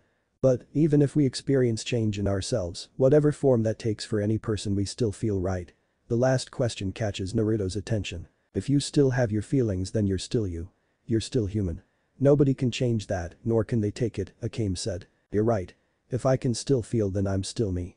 This makes Akane happy knowing she helped Naruto feel better. Thank you Akane if you can, do you think you can sleep in my room tonight? Hearing this come out of her brother's mouth caught Akane off guard as the blushing girl started stuttering. What? She shouts, steam coming out of her head. It's been a while since you've slept in my bed. You would sometimes come to my room to sleep when we were little. Oh that's what you meant. Akane said, a bit disappointed. Sure, I don't mind. 2 hours later. These warm was what she was thinking right now, smiling as she laid with the sleeping blonde. Soon, she too fell asleep. Inside Naruto's mind, Infernus couldn't help but find this situation boring. Ugh, I was hoping that he'd have sex with her or something. I mean, she's not your sister. Just tell her let's screw and then go sleep. Infernus ranted before sighing. I guess I'll go to sleep as well. Nothing interesting is happening anyways. Said the flame demon, yawning before falling asleep. A few minutes later, Chelsea opened the door to Naruto's room to see her siblings sleeping soundly together. It's been a while since they've done that she told herself. Making sure that Jiraiya was asleep, Chelsea silently entered Naruto's bed, laying on the left of Akane. It's been a while since I've shared a room with my siblings as well. Chelsea thought to herself. They'll totally flip when they wake up. Soon, she too fell asleep. 2 hours went by as the siblings slept. Out of nowhere, a portal opened. Out of it came Mocha. To her surprise, she saw Naruto's siblings sharing the bed with him. In her mind, she was hoping that she'd be the only one who'd be sharing the bed with him. It seems that I won't be laying with you for tonight Naruto. Planting a kiss on Naruto's cheek, Mocha smiles before telling him goodnight and silently leaving. The Gare's mansion backyard. Again. The bruised Naruto gets back up to fight Olivian for the umpteenth time. The new devil of Sekvera's peerage had been fighting the male queen for 4 straight hours for martial arts training. The upside of this was that Naruto was quickly learning and every fight was getting longer and longer by the second. The downside. It was one-sided and Olivian was the only one unscathed. Infernus was pretty pissed. The demon wanted to wipe the floor with the dragon, but Naruto insisted that the demon bears it for his sake. After knocking Naruto down once again, Olivian stops. We should stop for today. I can still fight. Let's go again. Olivian smiles at Naruto's insistence that they continue the latter's martial arts training. I know you want to be strong for our king, but you need to rest your body. I heal really fast. In seconds, Naruto's bruises heal in front of Olivian, who is not surprised by this. You're progressing at a pretty fast level Naruto. I don't want you to overdo it. Understanding, Naruto listens to the queen and calls it quits for now. Getting up, Naruto walks back into Sekvera's mansion. A few minutes later, Sekvera's walking down the hallway looking at her files when she bumps into a shirtless Naruto. Oh. Naruto, I didn't see you Sekvera can't help but look at the teen's shirtless figure. Blushing, she adjusts her glasses. Olivian ruined my shirt during training. And I just came out of the shower a few minutes ago and I don't have an extra shirt. Naruto replied as he scratched the back of his head. I can see that I was about to look for you. I want you to meet someone. Alright, though I need to go get a shirt. No don't. Naruto is surprised by this. Sakura, realizing what she did, turns red. I mean, I'm sure that our guest won't mind if you see him without one. He is a guy. If you say so. Naruto follows Sakura to her studies. As they're walking, Sakura sneaks in some looks directed towards Naruto's body. She rarely had time to look at men the way she did with Naruto right now. She would mainly be looking at a screen, reports on papers, and her mech models. So this is what every girl my age is interested in these days, Sakura thought to herself. Exiting her thoughts, Sakura asked Naruto how his martial arts training was going with Olivian, who replied by telling her he's getting the hang of the basic techniques he learned from him. By the time you start your first day at Kuo Academy, you'll be around a medium-level fighter. After that, you can get started on master-level combat. And magic. If you want, I can lend you some books later, Sakura replied. Smiling, Naruto thanks his king. Stopping in front of her studies room, Sakura opens the door. In the room is Surzich's Lucifer, the Crimson Satan. Surzich's was in the middle of reading a book before directing his attention toward Sakura and her rook. This must be the rook you told me about, said Surzich's as he closed his book and got up from his seat. Surzich's and Naruto shake hands as they greet each other. So what has Sakura told you? Naruto asked. That you got stabbed several times saving your cousin, that you have a very powerful demon inside you, that you have a ridiculously large amount of magic energy, and that you can control fire. And when I mean fire out of nowhere, Surzich's throws a large fireball at Naruto, who immediately catches it and absorbs its flames until nothing is left. I mean all fire. I read the reports from when you were possessed by this infernus and killed your killer by setting him on fire. The fire not only burned him until he was dead, it resisted being put out until it finished. Power like that is very dangerous. I already know that, I don't need to be told twice. Now tell me what brings you here. Naruto asked. I'm here to offer you a job. Hearing that, Naruto looks at him, confused.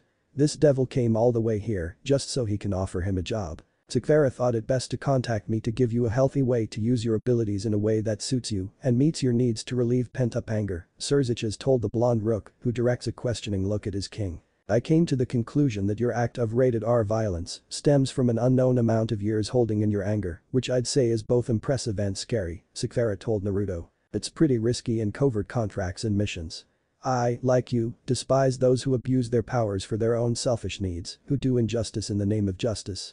After hearing what Sakura told me about you, it got me interested in seeing and quite possibly hiring you for this line of work. Do you want me to be some sort of assassin? Naruto asked. Assassin, agent, information gatherer, double agent, all for the sake of peace. Without anyone but you, me, and Sakura knowing. Naruto wasn't convinced. To kill for the sake of peace behind people's backs, all to get a handle on what he was becoming. Hearing what he'd have to do as a job made him uneasy. Until. Take the offer. Infernus shouts. Just like that. Not every war was won with words, Naruto. Most wars were solved by sacrificing many lives and by taking them. Some were even done without their superiors knowing.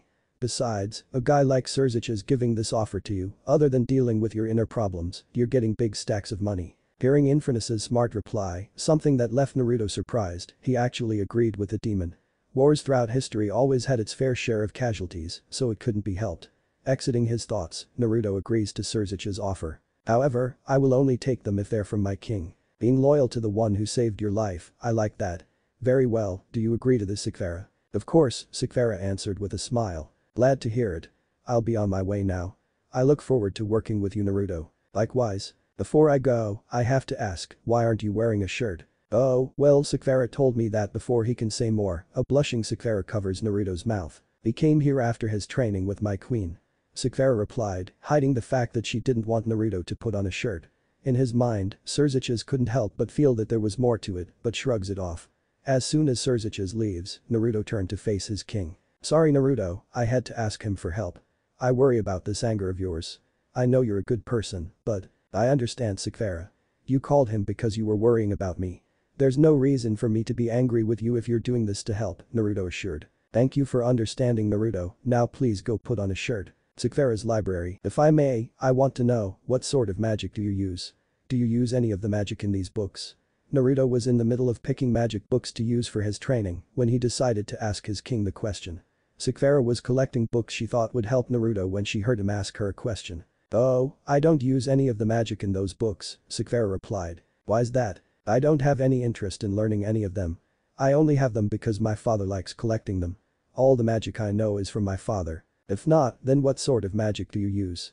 Instead of telling Naruto, Sakura smirks as she produces a large, silver, holographic mandala of fiery tangible light energy in front of her, making Naruto's eyes widen in surprise.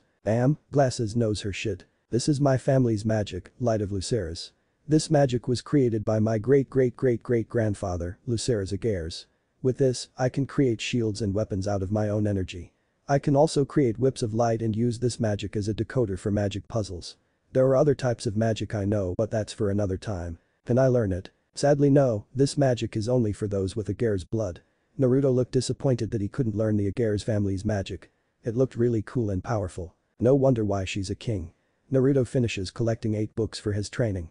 To Sakura's surprise, the books Naruto chose are about weapon and armor enchantment magic, advanced fire magic, and forbidden fire magic. You want to learn those? Sakura didn't know whether he was ambitious or just plain crazy. But one thing's for sure. He always found ways to surprise her. Okay, just don't overdo it. Oh, and here. Sakura throws some books to Naruto, who catches them. Start with those and work your way up. Naruto nods in approval before leaving. Training room. Naruto looks at a chapter titled Astral Projecting. Knowing that Infernus could easily access his body when he's in astral form, Naruto skips it. I was hoping you'd pick that one.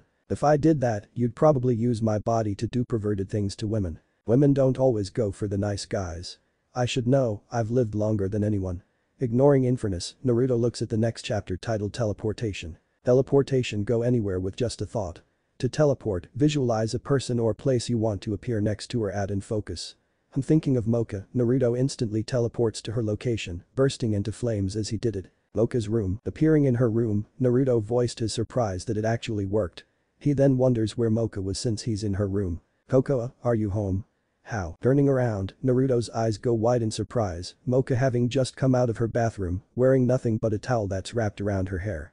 The girl is shocked to see Naruto in her room and, realizing he was seeing her naked body, she screams and starts throwing random stuff at the blonde, who covers his eyes while yelling, "I can explain." A few minutes later. Now clothed, Mocha sits next to Naruto on the edge of her bed, both not saying anything to one another. Wow, Naruto, who knew that thinking about your crush would end up having you seeing her naked in her own room, that is just rich.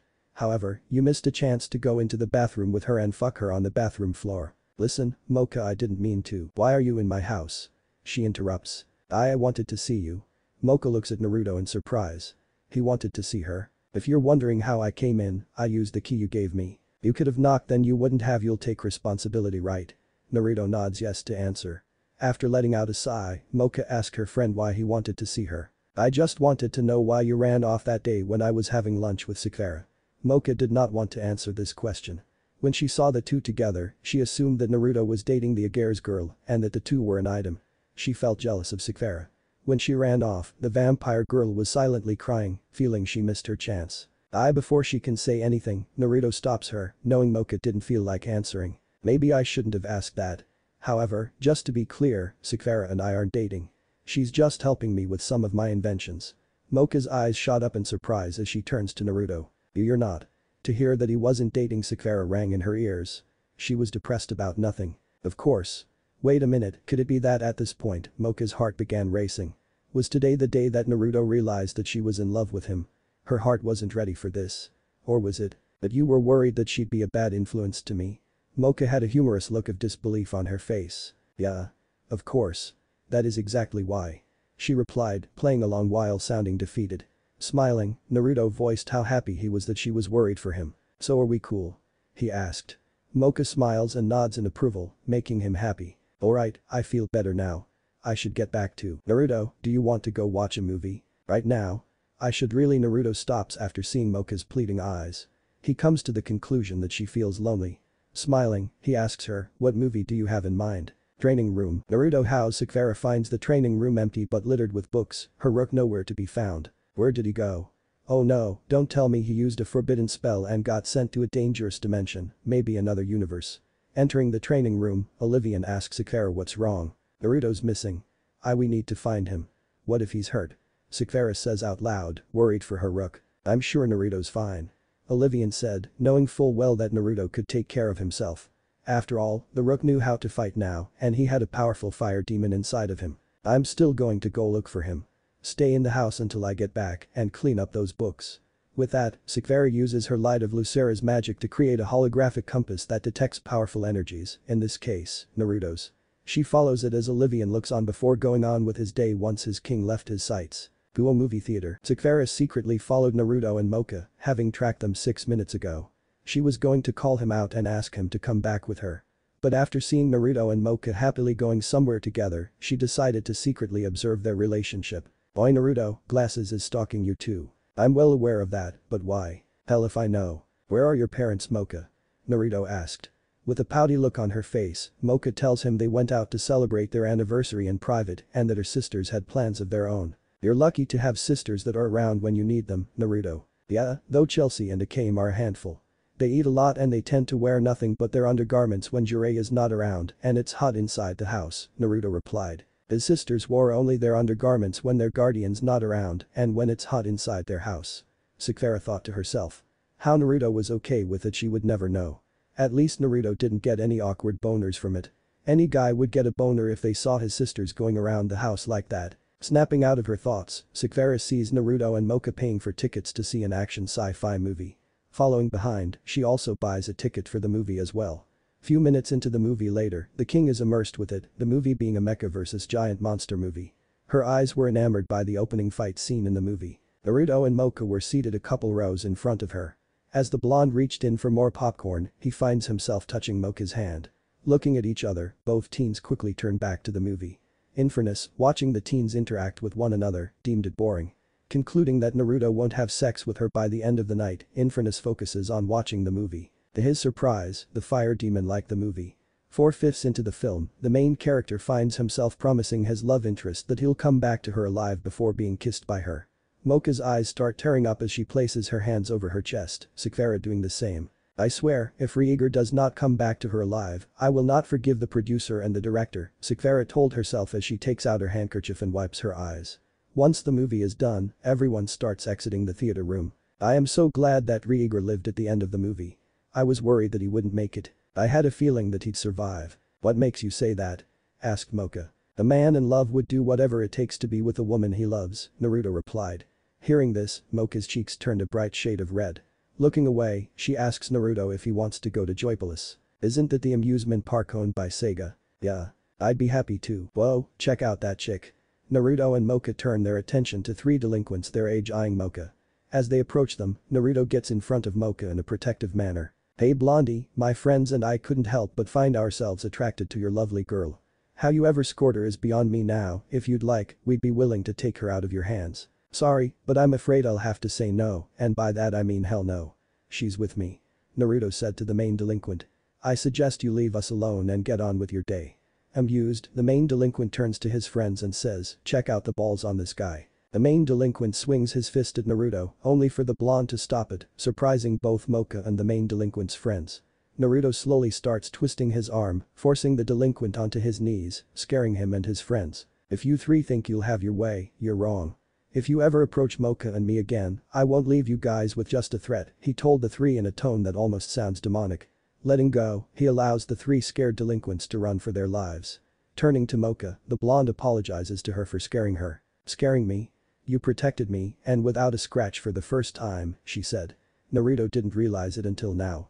Every time he protected Mocha, he always ended up injured in the process. "Thank goodness it didn't escalate any further," Mocha adds. "Yeah, who knows what could have happened if I didn't scare them away. You're Naruto, right?" "Of course," Naruto replied. He was still Naruto but with a powerful demonic being inside of him. "You're far more heroic than before." Mocha leans closer to have a good look at her friend. The blonde rogue blushed as she stares into his eyes with a curious smile on her face. "I wonder what it is. It's probably the lack of glasses and I also started exercising a bit more." Moving away, Mocha, her smile never leaving her face, turns around and tells herself the loser hero finally becomes a winner. Hearing her, Naruto asks, "What was that?" "Oh, nothing," Mocha replied. She then took Naruto's hand and told her to follow her. After all, she knew how to get to Joypolis. A few feet away, Sakvara had seen how Naruto had scared the delinquents. If she was him, she'd have killed them. But Naruto, he decided not to and let them go in order to not scare Mocha. Seeing how Naruto acted when he was with Mocha was getting even more interesting to the Agere's girl. Nighttime, hours had gone by since she followed the two. First, they went to Joypolis, where they rode a few very impressive attractions and played at the arcade. Of course, Sakura had her own fun, without Mocha's knowledge. Naruto was still aware of her presence, he just liked to pretend he didn't know, seeing as how the Agare's girl was enjoying herself. After Joypolis, Naruto and Mocha had dinner at Burger Queen. Now here she, Sakura, was, following Naruto as he walked Mocha home. I had a great time today. I don't know what I would have done if you hadn't shown up. Probably would have stayed home and finished off a tub of mint chocolate ice cream while watching Reservoir Dogs. Mocha laughed at this response. Maybe Naruto. You'll stay being you right. Naruto assures Mocha he'll stay who he is before asking her why she asked. I admit, I found this little change of yours nice. I just want to be sure that you will always be yourself. I will, and that's a promise. Arriving at her front door, Naruto and Mocha turned to each other. So do you want to do this again soon? Naruto shyly asked. Yes, just make sure you don't pop up in my house like earlier, she replied. In truth, she wouldn't mind if Naruto saw her body the second time she should stop secretly reading Jiraiya's books from her parents' room. Opening her door, she happily waves goodbye to her friend before closing the door. Leaving Mocha's house, Naruto calls Sakura out. Popping out from behind a light post, the Agare's girl asks her rook how he knew she was following him. I have a demonic being inside of me who's constantly watching my back. Right, forgot about Infernus. On the way home, with Sakura walking beside him, the latter asks if he's learned how to teleport. Yeah, but I don't think I'll be using that for transportation. I much prefer walking and running, Naruto replied. I'll probably use it for combat, who knows. You could have beaten up those delinquents earlier, maybe killed them. Naruto stops in his tracks as Sakura does the same. You're right, I could. But sometimes people like them aren't worth it. Well, I don't fully agree with you, since you're a devil now, I'll let it slide. However, don't make this a thing, Naruto. Sakura's room hours are ESIDENCE 10:48 p.m. Sakura, wearing a yellow nightgown, prepares for bed, only to get a call from Surziches. Picking up, an annoyed Sakura asks the devil why he called. I have a mission for Naruto that he needs to hear. I tried to reach him, but something is disrupting my attempts to reach him. Sakura can only conclude that Infernus was the cause of the disruption. Sighing, Sakura tells Surziches to meet with her and Naruto tomorrow at the Agares Corporation building. Thanking her, Surziches hangs up. Looks like Naruto's going to have a lot on his plate tomorrow. Naruto's room. Naruto was laying on his bed and he couldn't sleep. Annoyed, Naruto gets up, puts on some casual clothes, and teleports out of his room. Training room Agares Corporation building. Entering the training room, Naruto, arms full of spell books, prepares for an all-night training binge. This takes hitting up the books to a whole new level. Infernus commented. The demon was glad that Naruto decided to do more training. That way, it quickens Naruto's chances at one day allowing him to finally kill Trihiksa. I figured an all-nighter wouldn't hurt. I've done this kind of stuff before for upcoming tests and exams. Naruto commented. Fucking nerd. Naruto ignores Infernus as he begins his all-night training session. The next day, Olivian enters the training room, hoping to get some training in himself, only to find a passed out and drooling Naruto on the floor. Olivian finds several spell books scattered around the floor. Bending down on his knees, he shakes the rook awake. But what time is it? 9:56 a.m. How long have you been in here training? Olivian asked. Since 11:20 at night. I managed to go through and learn all of the weapon and armor enchantment magic and all the basic fire spells. Olivian's eyes widened. Naruto had spent most of his hours learning some of the spells in the book scattered on the floor. You learned all those in just one night? Olivian asked as he helped Naruto pick up all the books. A simple devil wouldn't have been able to do this in one night. Well, I'm no ordinary devil, am I? Olivian has no reply to this question. He had to agree, Naruto was no ordinary devil. Having a photographic memory also has its moments. You mentioned not being able to learn a few magic spells. What were they? The first one was sling magic. You're not satisfied with teleportation? Olivian asked. You could say that. What's the second one? Advanced and forbidden fire magic. I would suggest you stick with the basics for now.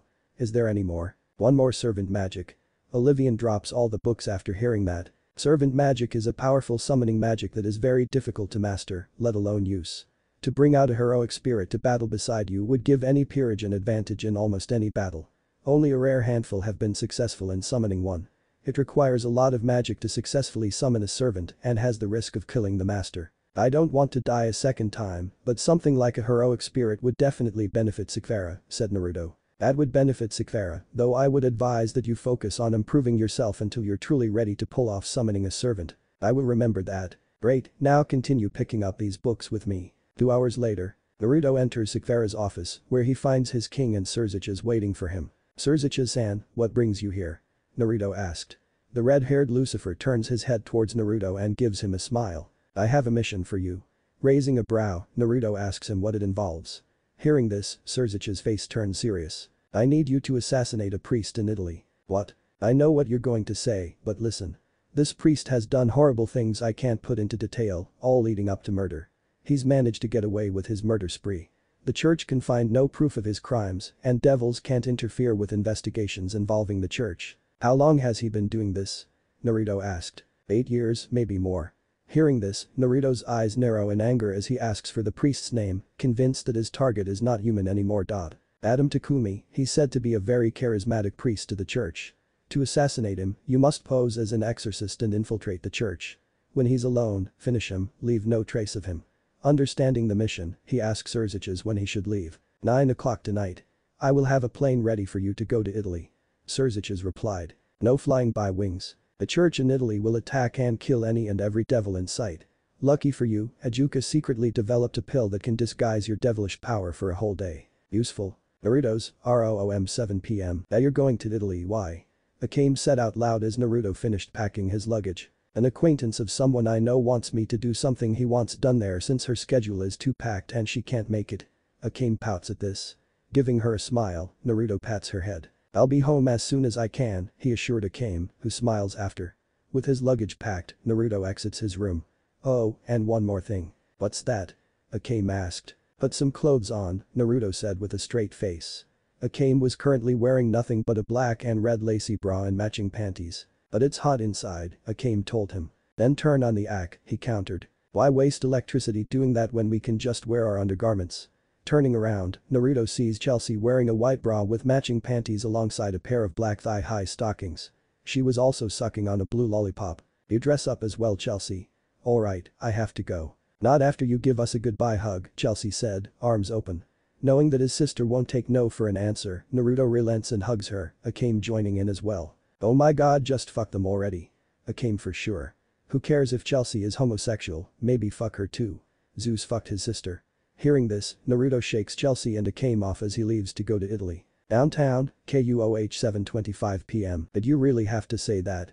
Naruto telepathically asked Infernus. Yes, I did. I am not having sex with my sisters. Stop telling me I should. Is there anything else I can talk to you about other than fucking my sisters? What about fucking Mocha? Naruto ignores that question entirely. Soon enough, you'll need to embrace your darker instincts, as you did with those fallen angels. If you don't, you might end up developing serial killer tendencies. Naruto can't help but remember the anger he had last night and how good it felt to direct his anger toward something. Shaking the memory out of his mind, he decides to go to a convenience store to grab some snacks for the trip. As he prepares to walk to the store across the street, he noticed the same 3 delinquents from yesterday armed with SIG 220s, preparing to rob it. Aren't those the guys you threatened? Looks like they didn't learn their lesson. Naruto quickly goes into the alleyway next to him to transform. Convenience store. 2 of the delinquents decide to grab some drinks and snacks and vandalize the place as the main one aims a SIG 220 at the clerk running the store. The clerk was a 16-year-old girl with wavy blue hair that reaches down to her shoulders and purple eyes. As the clerk is giving the main delinquent the money, the delinquent can't help but look at her. I gave you the money, now can you and your buddies please go? Said the scared clerk. I was, but then I noticed that a girl like you has a nice pair of cups. The main delinquent is surprised by the cup size the clerk has. Did you hear that, boys? She's an E-cup. The main delinquent yelled out loud for his friends to hear. His 2 colleagues whistle in surprise as they drop everything and walk towards their friend. Why don't you come here and show us a good time? The scared clerk backs away towards the wall behind her. I'm sorry, that wasn't the reaction we wanted. Oh well then. As the main delinquent prepares to go over the counter, he is interrupted by an enraged Naruto, who shoves the main delinquent into a wall. What the fuck is that? One of the main delinquent's friends shouts. I showed you mercy, and this is what you and your friends do? Wasted? Getting up, the main delinquent and his friends start shooting at Naruto repeatedly. The bullets harmlessly melt into puddles of metal upon contact with his body. Unfazed, Naruto runs at them, grabbing the main delinquent by the head and slamming him to the ground. He then elbows the second delinquent in the stomach and sweep kicks him. The third delinquent aims at the back of Naruto's head. Do it, pull the fucking trigger and see what happens. Complying, the third delinquent shoots Naruto, only for the bullet to shatter upon impact, leaving him unharmed. Getting up slowly as the third delinquent tries several times to shoot him until his gun is out of bullets, Naruto turns to him and slams the delinquent's face onto the desk. Getting up, the main delinquent has a look of horror as Naruto grabs him and pushes him against the wall. "What are you? I'm the one who's going to send you and your friends to hell. Please let us go. We won't do this shit again, I promise." Not saying another word, Naruto's eyes glow in intense light as he looks into the main delinquent's soul. To his shock and anger, they were planning to go after him and Mocha with plans in mind. Naruto could see every sick thing they were going to do to Mocha. They were planning to tie him up and force him to watch as they liar. Enraged, Naruto slams the main delinquent's head against the wall until the back of his skull is cracked open, revealing his brain. With one final slam, the main delinquent's head is crushed. Turning to the other delinquents, he noticed the scared expressions on their faces. Extending his hand out, Naruto sets them on fire and watched as the two remaining delinquents scream and burn to death, leaving two burned fleshes of what used to be two humans. The flames he produced were intense enough to melt the ice cream and chocolate in the store, and the security cameras were all fried. Finished, he looks to see the clerk girl cowering behind the desk. "It's okay, they won't hurt you. I'm not going to either." Hearing this, the clerk girl slowly gets up and sees the dead bodies before cowering behind the counter again. Knowing that the clerk is scared out of her mind, Naruto covers himself in ethanol flames and leaves. "First thing tomorrow, I'm quitting this job and working at the convenience store in Tokyo," said the clerk as she dialed buttons on a phone to call the police. Surzich's private plane, autopilot, 9:23 p.m., 11 hours till arrival. "Come on. I don't want to talk about it. We should be talking about it." "Hell, I'll start, you were on fire. And I don't mean literally. You slamming that guy's head until it got crushed like a watermelon was hardcore. And you burning the last two guys was the icing on the cake. To think that you would snap when you— I know what I saw." Naruto angrily shouts. "I know you're fucking savage, but when it comes to Mocha, you're more than fucking savage." Naruto doesn't say anything. "Hey, don't pull an I never asked to be this bullshit. You killed those three, so what? You know they deserved it. You did what every other devil would do. Send them straight to hell. In doing that, you saved an innocent life tonight. You saw that clerk. She was scared. Of what? You were the dead bodies. Both." This leaves Infernus annoyed. "I know of your talk with the Kame. You cannot afford to be like this. Not now. Not while Glasses and that red-haired fuck trusted you with a mission only we can do. You can cling to the fact that you still appear and feel like a human all you want, but you're not human. Not anymore. Get it in your fucking head. I am close to exiting your body and killing you. Would you rather die a second time because you were too weak to embrace what you've become? Or accept what you've become and live?" Hearing what Infernus had to say, Naruto knew that everything he said was right. He could not accept that he was a devil and that he was giving in to his darker instincts, and Infernus knew it. If you don't accept what you've become now, you won't be able to protect anyone, not even Mocha. Hearing the last part, Naruto's eyes widen in realization. Wanting to see Mocha and the others again was the reason he became a devil. What would be the point of being Sekvera's Rook and Infernus's host if he was acting like a coward, afraid of the strength he now possessed? He wanted to live for and protect Mocha, not like before. Not like his old self. If he was still human, Naruto wouldn't have been able to protect her from those delinquents, and they would have. "Now do you understand?" Infernus asked. "I understand," Naruto said in a defeated tone. Feeling sort of bad for Naruto, a first for him, Infernus' eyes. He could not believe he was doing this. "I know what you're feeling right now. You may think it's bullshit, but it's not. I actually know. I had the exact same feelings as you when I was in your shoes, before and after I became something more. Took me a whole fucking week until I embraced what I became." This response from Infernus surprised Naruto, who then asked the demon what he was and who he was before he was Infernus. "This is all you're going to hear from me. I'm not here to share my past with you and be buddy-buddy. I'm just here to cause hell and kill Trihixa. I won't stand to be in the body of a weakling. For some reason, I feel like you're not all bad at rare times, Infernus. If you can work on not swearing, then you'd be tolerable," said a now smiling Naruto. "Whatever. Earlier, when you said you were close to exiting my body and killing me, you weren't going to do it, were you? You were acting like a fucking wuss. How else was I going to get through to you?" Hearing the demon's answer, Naruto felt relieved. "Now go sleep, we'll be in Italy in 11 hours. I'm not tired, really. At least not yet." Getting up from his seat, Naruto walks over to a room in the private plane. The room is filled with spell books alphabetized in shelves, gadgets made by Naruto lying on the floor, and several boxes of shotgun shells on the right of the room. In the middle of the room is a table filled with clothing materials and blocks of titanium and iron resting on top of it. "I think now's the right time to start working on some upgrades for a new me," Naruto said. "Is there a reason why you plan on making a costume? I'm supposed to kill a priest without giving away my identity and without revealing who I work for. What better way to do that by creating an alter ego?" This raises Infernus's interests. "You're going to need a name to go by. Something that will strike fear into your enemies. It also needs to sound cool. Agreeing with Infernus. Naruto thinks long and hard on what to call himself. Finally, Naruto finds one. Highbrand. A person who is passionate about a particular cause, typically inciting change and taking radical action. I had some ideas, but that sounds like it'll stick. Alright Firebrand, start making. Nodding, Naruto prepares to make his suit. Rome Baptist Church, Rome, Italy, Zenobia. Turning her head, the blue-haired girl known as Zenobia sees Adam Takumi walking towards her with a smile on his face and Bible in hand. The priest is a man in his 50s with an average build and long black spiky hair and round glasses. A few exorcists and I are going to go out and do a little extra reading to our Lord. Would you like to join us? I'm sorry Father Takumi, but I'll have to pass. I have plans tonight with Irina, he told a disappointed Takumi. Maybe in the next one. That would be wonderful, said a smiling Adam. Waving goodbye and leaving, Zenobia doesn't notice the priest eyeing Zenovia's assets. Next one, I will have you Zenobia Quarta. You don't pass a night with one who truly serves God. Not to worry, I will help you repent when that time comes. Was what the priest thought as he licked his lips. Oh well, I still have 10 girls who are willing to join me. With that, Father Takumi leaves to do his dirty work. Zenobia Quarta was busy constantly swinging an oversized but dull swayhander with ease, wearing her usual church battle outfit. There was no one around to bother her as she swung the dull sword. Her training ground was a lush garden that had an elegant water fountain at its center. While training, she blocked out the whole world around her, concentrating on nothing but the swing of her sword and whoever was approaching her. Very quickly she swung at the one behind her, stopping close to the person's neck. To her surprise, it was one of her fellow exorcists Naoko Mizuki. The girl had short red hair that was done in a bob style, and she had yellow eyes. She was wearing a pair of rounded glasses and had on a white hooded cape with gold and blue accents that hid her curvy figure and her B-cup as well as her church battle outfit. Her weapon, a European halberd with a wooden pole and a golden axe blade mounted on it was hanging on her back. The blade was topped with a spike and a hook on the backside. Naoko had beads of sweat forming from her forehead as Zenobia stopped the oversized but dull sword at her neck. A few centimeters more and she'd have been decapitated. Realizing her mistake, Zenobia brings the blade away from her fellow exorcist's neck. Sorry Naoko, No, it's fine Zenobia. I forgot how into your training you were. Naoko said.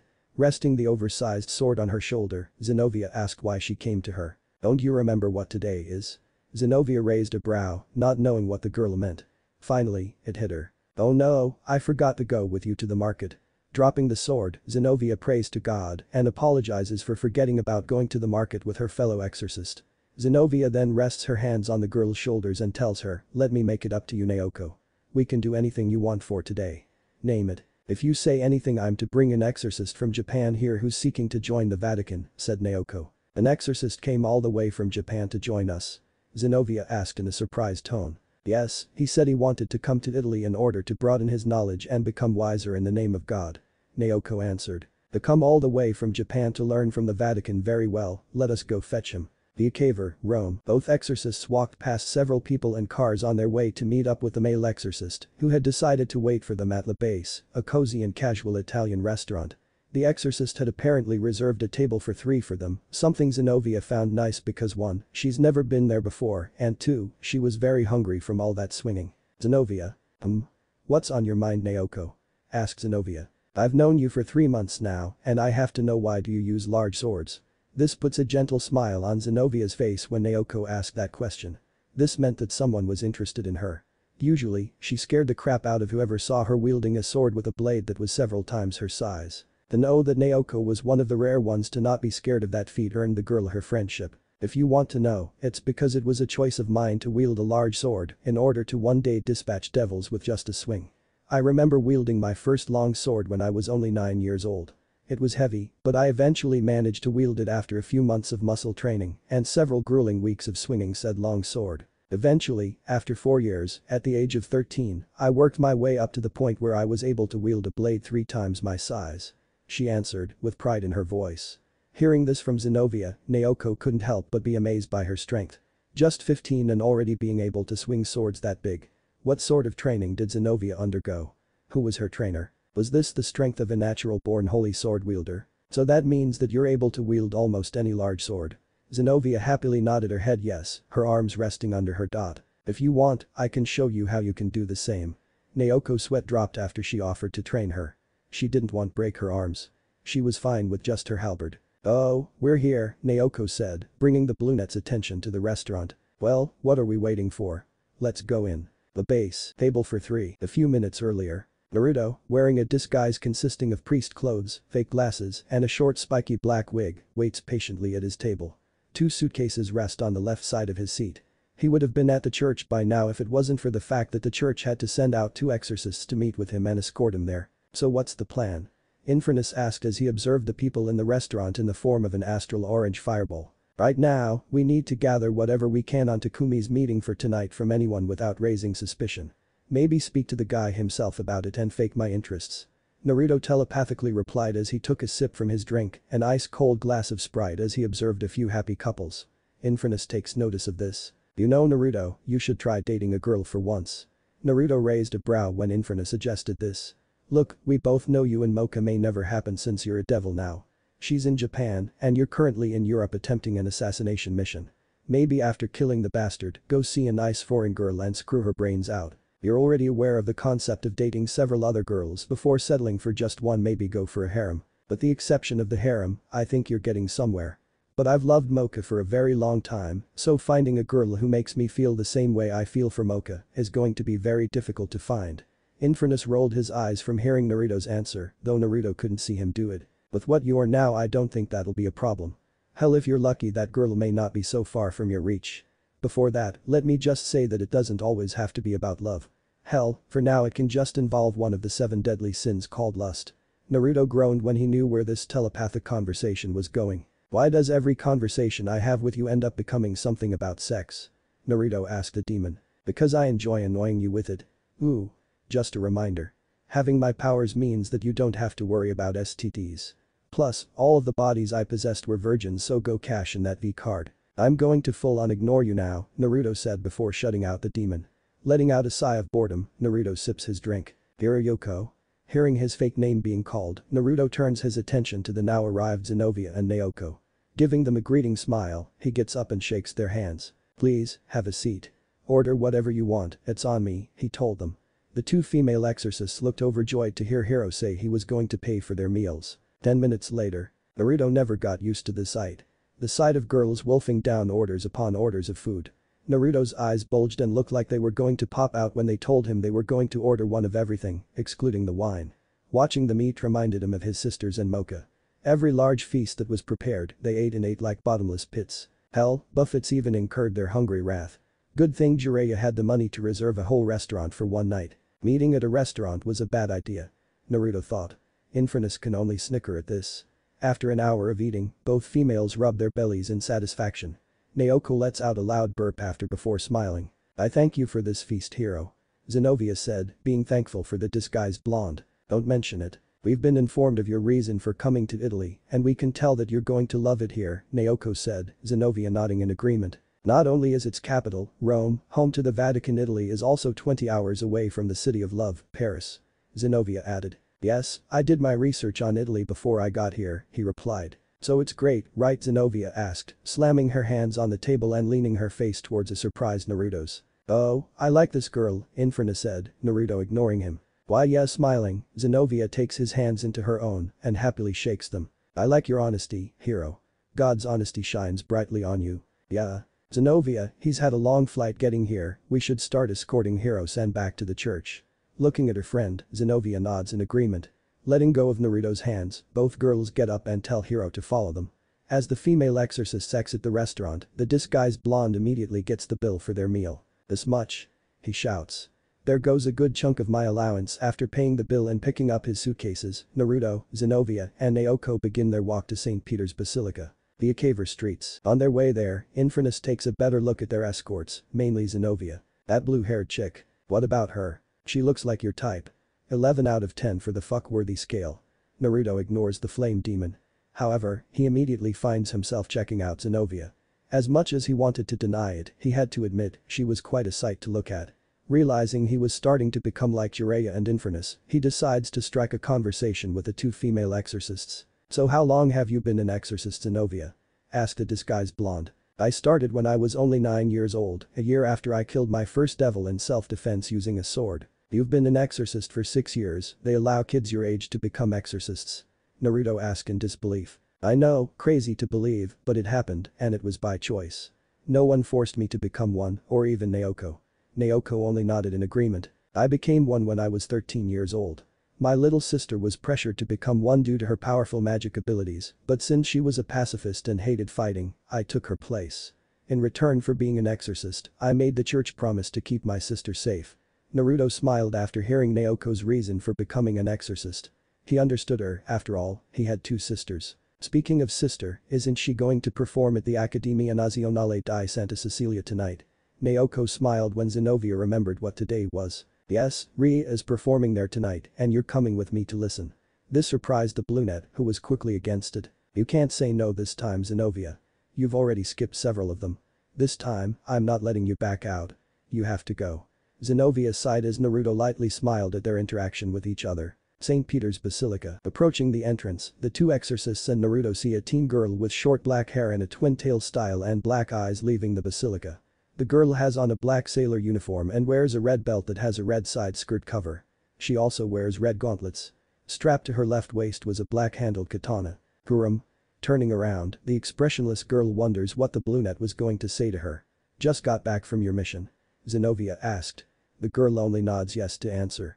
Turning her attention to Naruto, Kurum asks the two fellow exorcists who the new guy was. He's the new recruit. Kurum, this is Hiroyoko. Like Arena, he's from Japan. Nice to make an acquaintance with you, Naruto replied as he offered to shake hands with Kurum. The girl looks down at his hand before looking back into his eyes, her expression looking uninterested. Nonetheless, she shakes Naruto's hand. Letting go, she welcomes Naruto and leaves to turn in her report to her leader. As they watched her go, Naruto couldn't help but feel like he was shaking Akame's hand. Come to think of it, she almost looked just like her, save for the hairstyle and the eyes. She's a mystery, am I right? Exiting his thoughts, Naruto focused on the brunette in front of him. Oh yeah, she's a mystery. What group is she a part of? The Jaegers, a special group of elite exorcists made up of people from branches around the world. They're led by Esdeath Partis. Zenobia answered. The girl her age. Isn't that a little suicidal? Naruto asked, worried about Kurum's safety as well as her mind. I feel the same way. I worry about her as well, but I just have to have faith in her surviving her runs.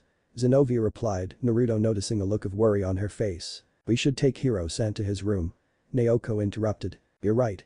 Come, Hiro, let us show you to your room. Nodding, he follows the girls to his room. By the way, is there anything going on tonight other than this concert your sister Rie is going to be a part of? Naruto asked Naoko. Well, there was Takumi's night readings. Takumi? Naruto did know who he was, obviously, but he had to play the new guy in order to get more from the exorcist. Who's that? Takumi's one of many high-ranking church officials, deeply respected by all. Zenobia responds. I've been meaning to go to one, but I've been too occupied with my own duties to go at all. Is it going at the same time as the concert? It was, but he's out doing church duties, so it's been postponed until he gets back. Zenobia answered. So he's not here now. Which means that I'm stuck behind enemy territory until he gets back, Naruto thought to himself. After 10 minutes of walking, they arrived at the room Naruto was going to be living in. Once inside, he thanks the girls before they leave him be. Closing the door behind him, Naruto sighs as he lays on the queen-size bed and stares up at the ceiling for a few seconds before observing his surroundings. His room had a dresser for clothes. The bed has a lamp standing on a desk next to his bed. An alarm clock stands in front of his window. All in all, it was a simple, red-painted room. He figured other people's rooms were decorated with stuff that made their rooms not so simple like his. Sitting on the edge of the bed, Naruto makes a call to Sakura. While the church had an active spell that detected devil magic being used to communicate, it couldn't detect technology being used. Thank goodness for smartphones. Naruto, did you need anything? Is the mission done? If so, I didn't expect you to finish that. He's not here. Takumi's not there. He's out on a mission from the church and won't be back for who knows how long. Damn it, so you're stuck there until he comes back. I was afraid this was going to happen, so I made sure to give you some extra devil energy camouflage pills hidden within your briefcase handle. Checking the handle of his briefcase, he finds out that it doubles as a container and finds the pills. Sakura, you're the best. Oh, of course I am. I'll be hanging up now. Try to find information about the meeting before more girls end up being victims. I'll do that. See you later. Finished, he hung up. So we're stuck in behind enemy lines, with beautiful exorcist girls just swarming the place. I love this mission. By the way, while those two girls were guiding us to their headquarters, I spotted a strip club called Sika Sika Boom. Let's look for information there tomorrow night. Fuck off, Infernus. Courtyard. After hours of lectures that, for the first time, actually made him fall asleep, Naruto had been going around asking about Takumi and his readings, all while avoiding suspicion on himself. From what he gathered, Takumi had these twice a month at the Basilica of St. Clement and that they usually begin at 9:30 p.m. and ended in an hour before another reading half an hour after that. Naruto figured that the reading that was half an hour after the last one was a way for him to clean up his evil acts and make it look like they left to go home before continuing his facade as an honest-to-good priest, giving extra reading lessons. They spoke no ill about him, much to the Rook's annoyance. But the free time he had after gathering what little information he could find, he was left wondering what to do. He hasn't been anywhere out of Japan all his life. Maki, being an idol, traveled around the world while Jiraiya left Naruto and his sisters at home, Chelsea being the one in charge. There was a time where his parents promised to take him here, but that never came true. Now that he was here, there was one place he wanted to go see. Deciding to take a transit there, his plans were interrupted by Zenobia talking to Naoko at the courtyard. "You're not going to make it to Ria's performance. It's my job in the records room. I have to resort some files that were mishandled. She's not going to like this. I'll make it up to her tomorrow. Here's my ticket." Naoko hands Zenobia her ticket before telling her to invite Irina in her place. Before the brunette could say anything, Naoko told her that she was counting on her and to record the performance so she can watch it later before leaving. But Irina just left for a mission. Zenobia lets out a sigh as she looks at the ticket Naoko gave her. "Something happened?" Naruto asked as he approached the female exorcist. "Naoko has to skip her sister Ria's performance for work. She wants me to record the performance and give her ticket to someone. Irina would have been a good choice, but she's not here. Mind if I have it?" he asked her. "I don't have any plans, and it'd be a waste if you have an extra ticket for nothing and a shame to not have anyone to go with. I'm also good with a camcorder. You want to go?" "Of course, I'm still new to Italy and I don't know who to hang with during this time, so how about it? I mean, unless you have someone else you have in mind to go with, I can try doing something." "No, I don't mind. With the exception of Naoko and Irina, I don't really know anyone else who enjoys music. If there's anything I want people to know, it's that I enjoy listening to music unless it's metal or Skrillex or folk." "What are those?" she asked him to his surprise. Tram. Sitting with Zenobia in the tram, Naruto wondered what sort of conversation he should have with her. As Zenobia looked out the window, Naruto stared at her, wondering what sort of questions to ask her. Ask her for her BWH measurements. "I'm not doing that. Ask if she knows Kama Sutra." "No, shut up. Hiro, why are you looking at me like that? Is there something on my face?" Realizing that was still looking at her, he decided to make something up from the get-go. However, it made things a bit awkward for both of them. "Oh, it's nothing. Nothing at all. It's just that I find your blue hair to be beautiful is all." This surprised the brunette as Naruto went silent again. "I just met her today and I barely know her at all. Why did I even say that?" he thought to himself. Thanks, it's natural blue," she replied, surprising the blonde. Hearing her response, Naruto thought, roll with it. Either spend the 2-hour ride saying nothing or talk about something. "Did you cut it yourself?" Turning to the disguised blonde, she answers his question. "Yes, I did. 3 years ago, I had long hair but I had to cut it to the style I have now after I almost died fighting a vampire from the House of Manther." She responds. "Do you have a picture? With you having long hair?" Zenobia told him that it was in her room and that it was one of the few pictures where she had it. "Do you like girls with long hair, Hiro?" she asked him, sounding a bit curious. "I do. Although, I don't mind if there was a girl I like that had short hair. Short-haired girls are pretty cute too." Naruto told her as he lets out an awkward laugh. Turning to Zenobia, he finds her avoiding eye contact with him. "I'm sure you've said that to many girls." "I've never said it to any girl at all," he responded as he scratched the back of his head, surprising her. "Especially those I like." Oh, I'm sorry, it was rude of me to assume that. Don't be, I'm used to it." "Used to it?" The brunette recalled the person she was 3 years ago before wondering what he meant by his words as the tram continued moving to their destination. Accademia Nazionale di Santa Cecilia. Walking backstage, Naruto follows Zenobia to meet with Ria, JP. K. Shindo, Eng. Amali, backstage. The two come face to face with a 14-year-old girl with long red hair that was done in a Haim cut style and she had yellow eyes. "Zenobia, you actually made it," she says in a happy tone. "Yeah." Looking over the brunette's shoulder, she asked her where Naoko was. "She couldn't make it." Zenobia responds, making the red-haired girl sigh. "Somehow I knew this would happen. It couldn't be helped it seems." "So, who'd you bring instead?" "Hello," Naruto told the girl as he waved at her. "My name's Hiroyoko and I ride away." Ria gets up and quickly inspects the disguised blonde, curious. "What's she doing?" "I'm as clueless as you, Hiro." You brought a boy with you, Hashi told Zenobia with a smile. You have good taste in them. Naruto turned red when she considered him good taste. What? Zenobia replied, red in the face. It's not like that. He offered to fill in Naoko's spot. And it's not like I thought of him first. I wanted to ask Irina, but I know, I was just teasing you is all, she told the brunette before focusing on Naruto. Make sure to record the whole concert for my sister, okay? She said with a smile. I'll be sure to do that. As Ria turned to talk to Zenobia, Naruto decided to check the schedule for the concert. Looking through it, he was surprised to find out that the songs Ria planned to perform were from some of his favorite video games and anime series. Turning to her, he asked her about it. Oh, you know them? She asked, surprised. Yeah, I love these kinds of music, he answered with a smile. The ones who made these songs are amazing. I know, right? It's a shame that they don't get as much recognition as the music in America. Only we, as gamers and watchers of anime, can understand the beauty of them. She told Naruto as she clenched her fists with excitement. Tell you the truth, I constantly annoyed the people working on the schedule to allow me to sing them before telling them I wouldn't sing for the concert unless they allowed me to do it, she admitted. After 2 minutes of talking with her, Naruto waved good luck to her as he and Zenobia were told to go take their seats. As they sat down, the brunette told Naruto he and Ria got along very well in just a short amount of time. It's all about common ground. Common ground, huh? So this is the first concert you've been to? As an exorcist, I need to train to be strong enough to protect those who can't defend themselves from the devils and fallen angels who threaten the world. I can't afford to slack off. You need to learn to enjoy the little things, Zenobia. What do you mean by that? If one day they all disappear, music, exotic foods, video games, places you wish you could go to, you'd wish you could have experienced them before they no longer exist, he told her. Hearing his answer, she was about to ask him more about it until their surroundings turned dark and the stage lit up. Naruto pulled out a camcorder the brunette gave him during their tram ride and switched it on as Ria got on stage and performed Lost in Thoughts All Alone by Hitori Amu. As the pianist played the piano, Zenobia could feel the many emotions that resonated with the song.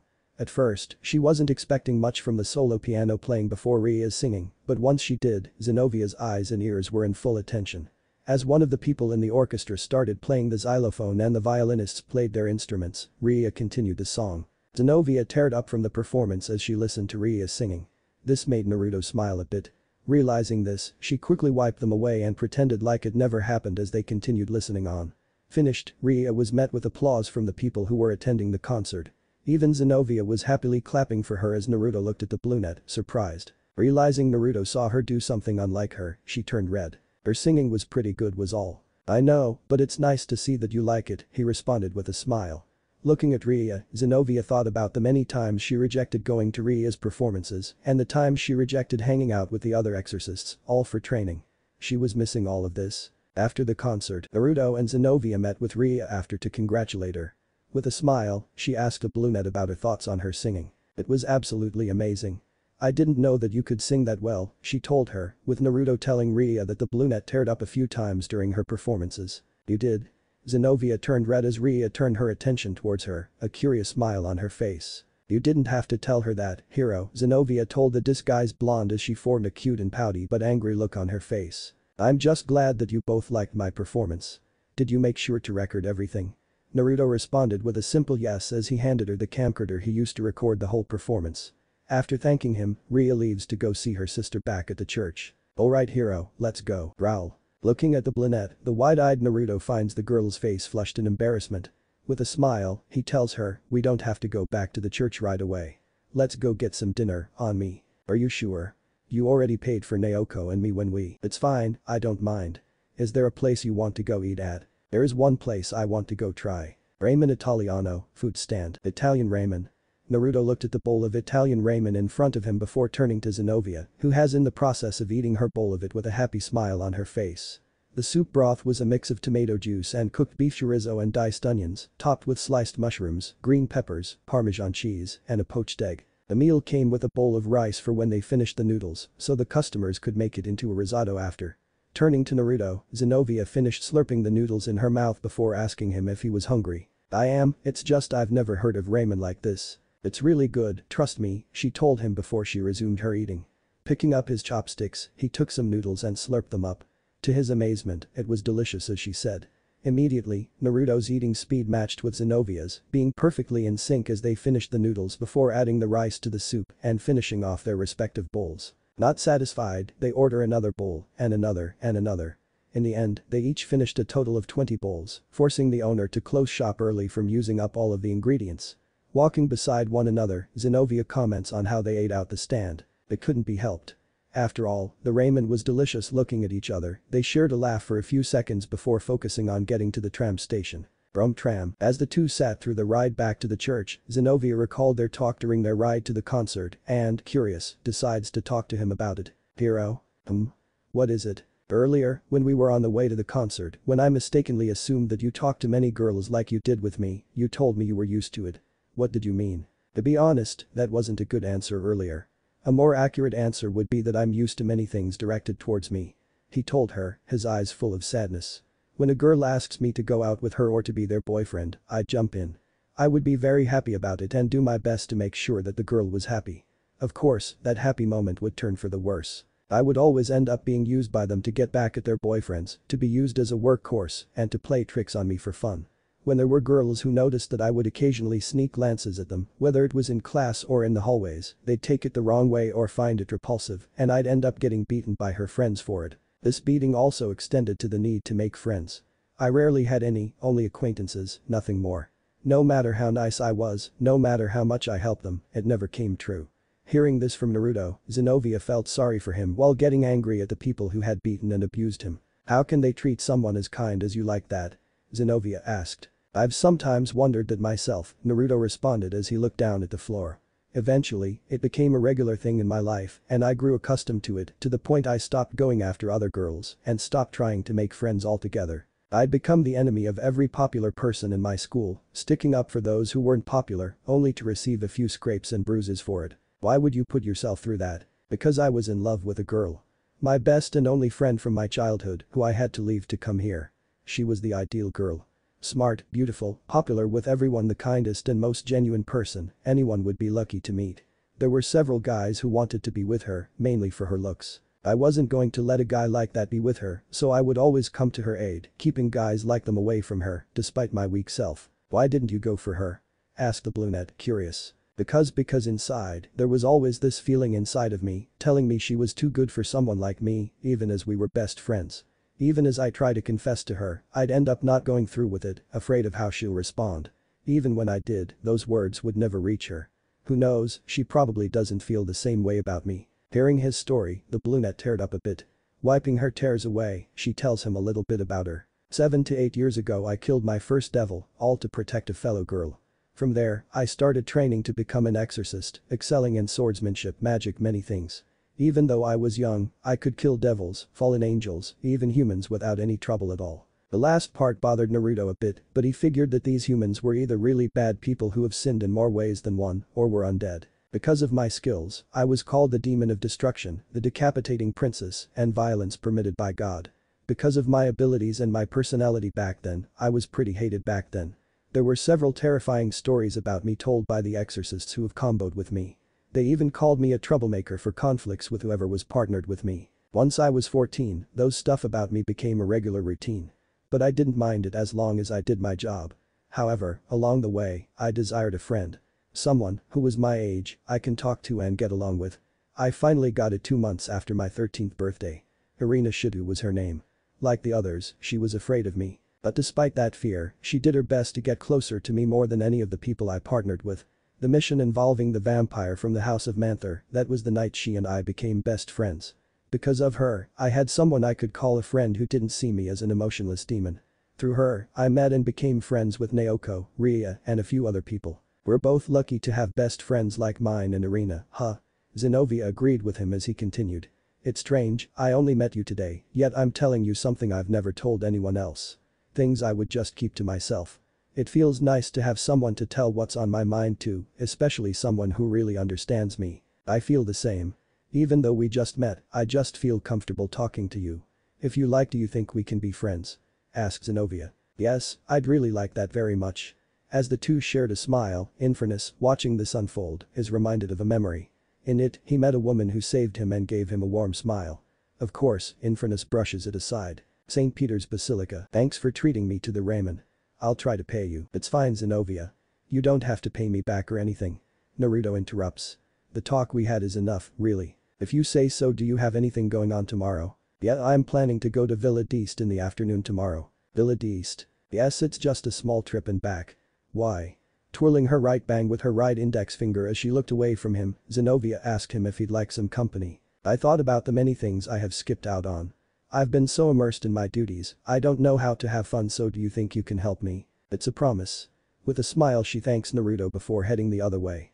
Turning around, Naruto walks the other way and heads back to his room. Hiro's room. That's all the information I got from today. I see. Continue with gathering whatever information you need to know about him and play it safe until your mission is complete. Sakura told him. Alright, Sakura. Hanging up, Naruto lies on his bed as he lets sleep overtake him. The next day, near the afternoon, Father Takumi. You don't know who that is? Asked the surprised male exorcist. I only came here yesterday. I'm still new, so I'm unfamiliar with him.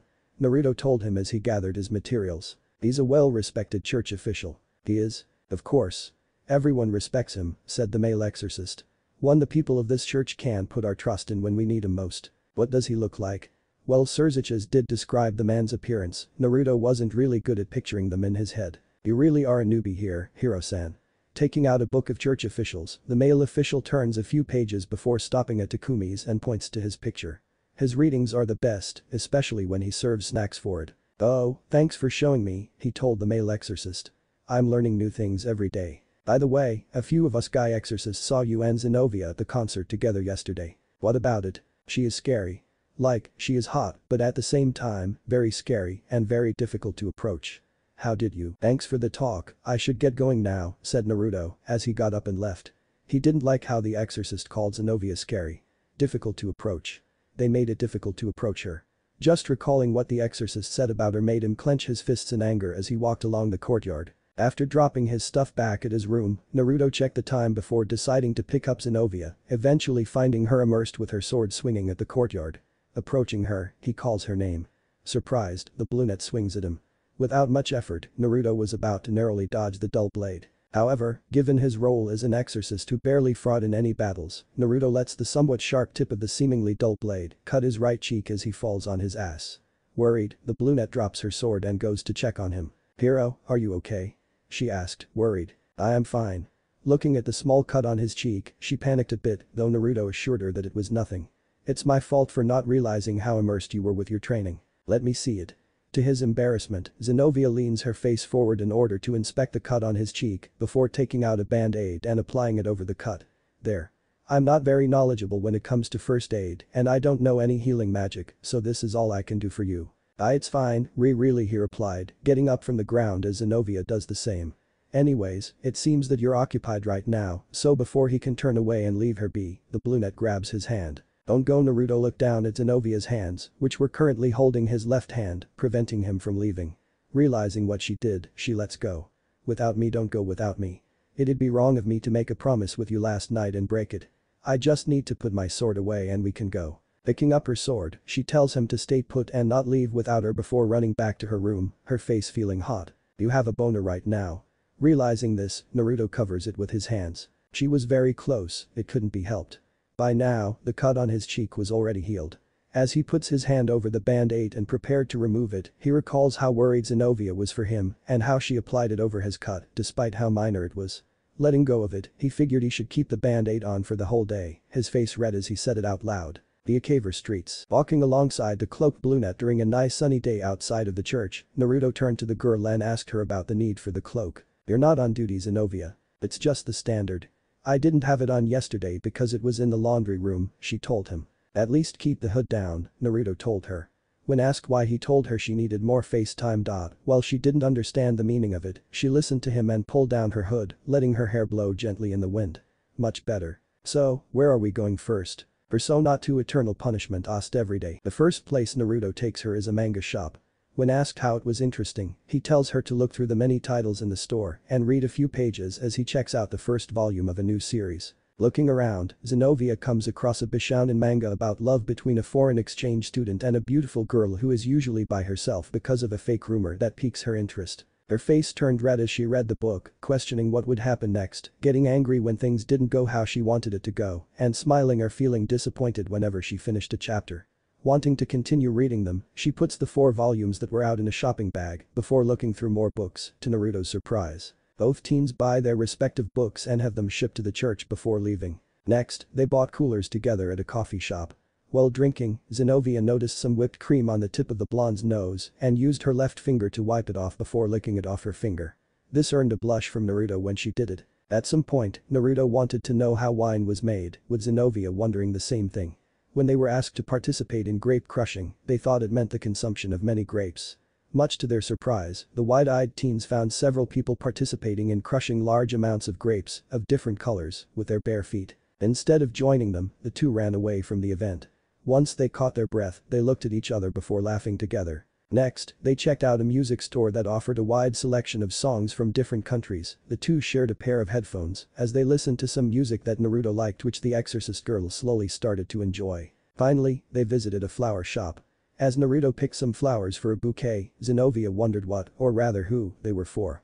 As they exited the store, Zenobia had a look of disappointment on her face, having expected a flower from the disguised blonde.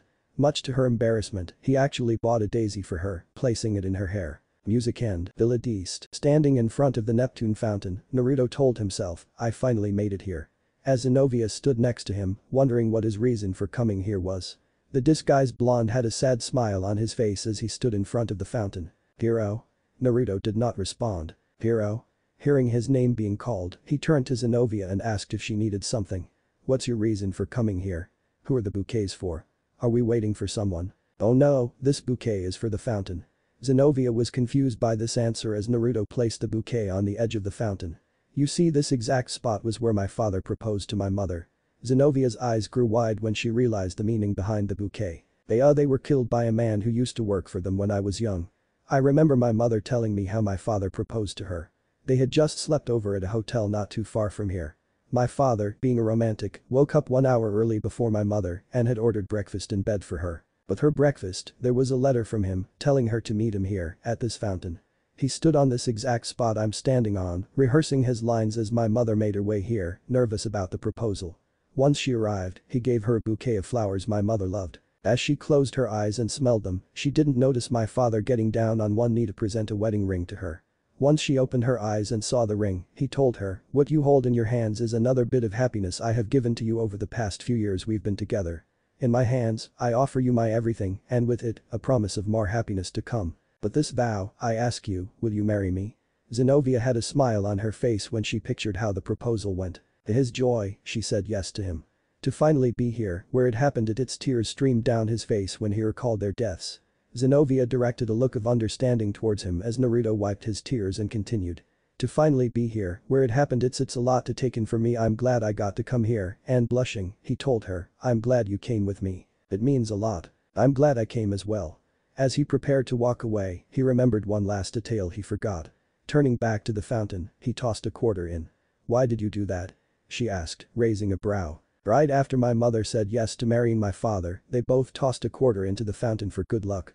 Almost forgot that part. With a smile, Naruto walked away from the fountain. Come on, I'll buy us dinner before we go back to the church. Okay. Unknown to him, Zenobia tossed a quarter into the fountain as well before running to the disguised blonde side. Big Boss Antonio's pizzeria. Zenobia had a huge smile on her face as she closed her eyes and took a whiff of the cheesy aroma that enveloped the whole restaurant. I think my nose has smelled heaven. We'll take a table for two, Naruto told the female receptionist, who was happy to show the two to their table. Outside, Irina Shido, having returned from her mission, was slowly making her way back to the church while wondering where Zenobia was. Walking past Big Boss Antonio's pizzeria, she noticed the brunette having pizza together with Naruto, to her complete and utter shock. Zenobia is on a date, Irina said to herself, disbelief and shock in her voice. She never thought she'd see the day her friend take a break from her duties and act like a girl, going on a date with a hot guy. I should go in and introduce myself, and Irina stops as she looks at how happy Zenobia looked with Naruto. With a smile, she decides to leave them be and resume her walk back to the church. I guess I'll let her be. I'll talk to her about it tomorrow. 2 hours later, tram, that was so good. I wouldn't mind eating there again. Said a satisfied Zenobia as she and Naruto rode the usual tram back to the church. I wouldn't mind going back to that pizzeria for more, Naruto adds. Thanks for showing me a good time today. There is so much I've skipped out on. Manga, music, coffee, how wine was made. Taking the daisy out of her hair, she looked at it with a smile. I'm sure there's more out there that I have yet to experience. With you, these experiences I'm having are fun. Naruto's face turned red as she told him how she felt about today. I'm glad that I'm helping you broaden your horizons. There's obviously more out there that I have yet to experience, so before she could finish, the tram came to a quick stop, making Zenobia fall forward. Quickly, Naruto caught her in his arms as new passengers entered the tram, pushing them closer together. Naruto's face went beet red when he felt the girl's press against his chest, her arms wrapped around him in a hug, and her left leg rubbing his crotch through his clothes. Zenobia was the same since Naruto's left arm was wrapped around her waist. It didn't help that there was barely any room in the tram to move. They're big. Naruto thought to himself. Infernus couldn't help but laugh at his host's situation. It's gotten pretty cramped in here, hasn't it?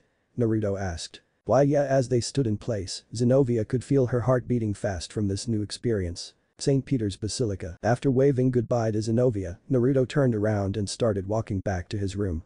As he walked along the halls, he took off the band-aid on his cheek before discarding it in the trash on his right.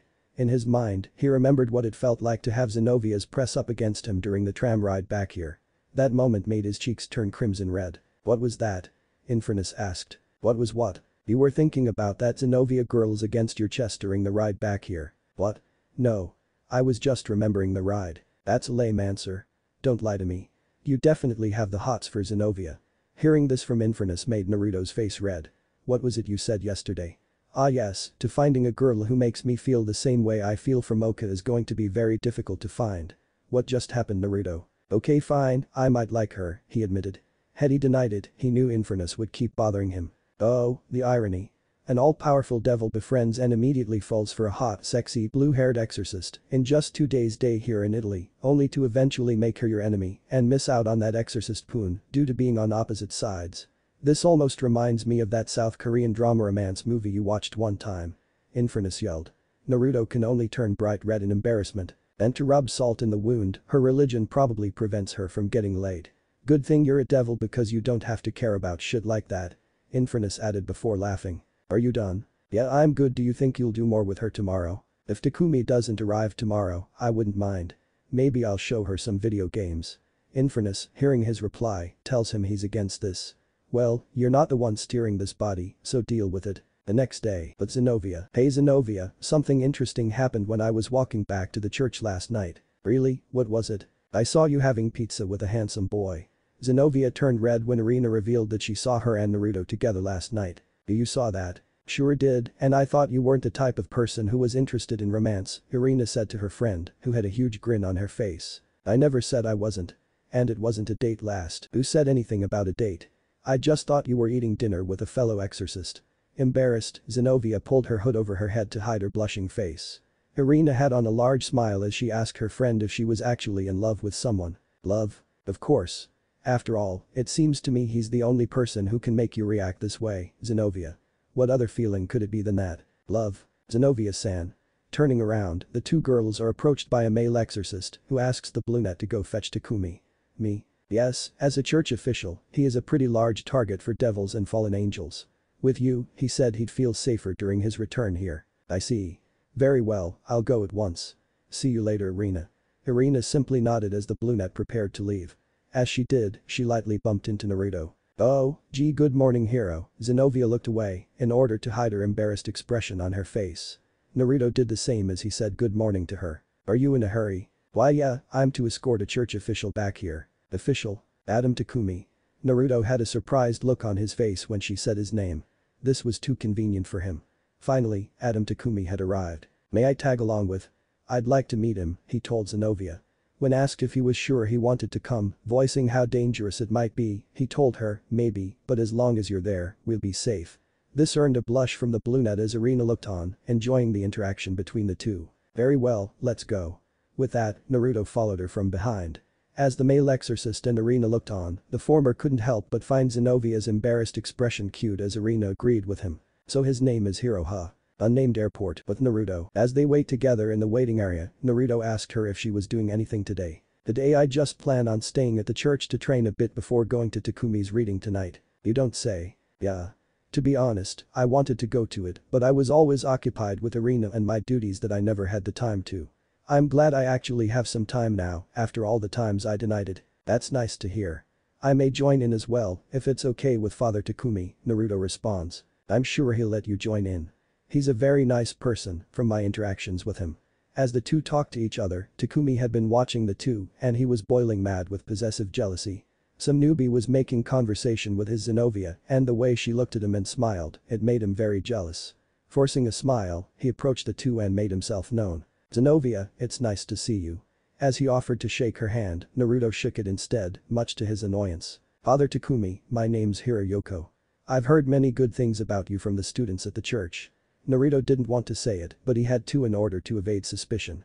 Also, he wasn't going to have him shake Zenobia's hand.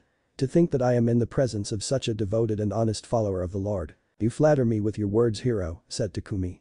Entreating, Zenobia tells them they should head back to the church as soon as possible, with Naruto agreeing with her.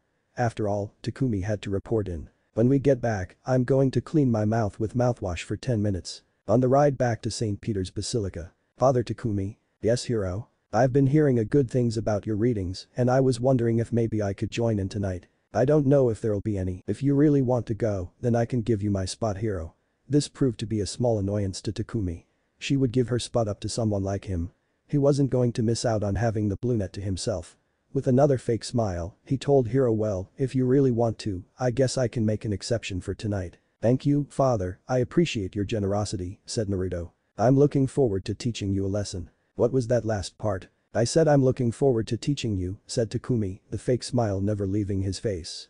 Inside, Takumi figured he'd show him who was boss by having his way with the blue net in front of him, secretly developing a wicked grin on his face. That guy is seriously weak. I looked into his soul, he doesn't have any powerful offensive spells.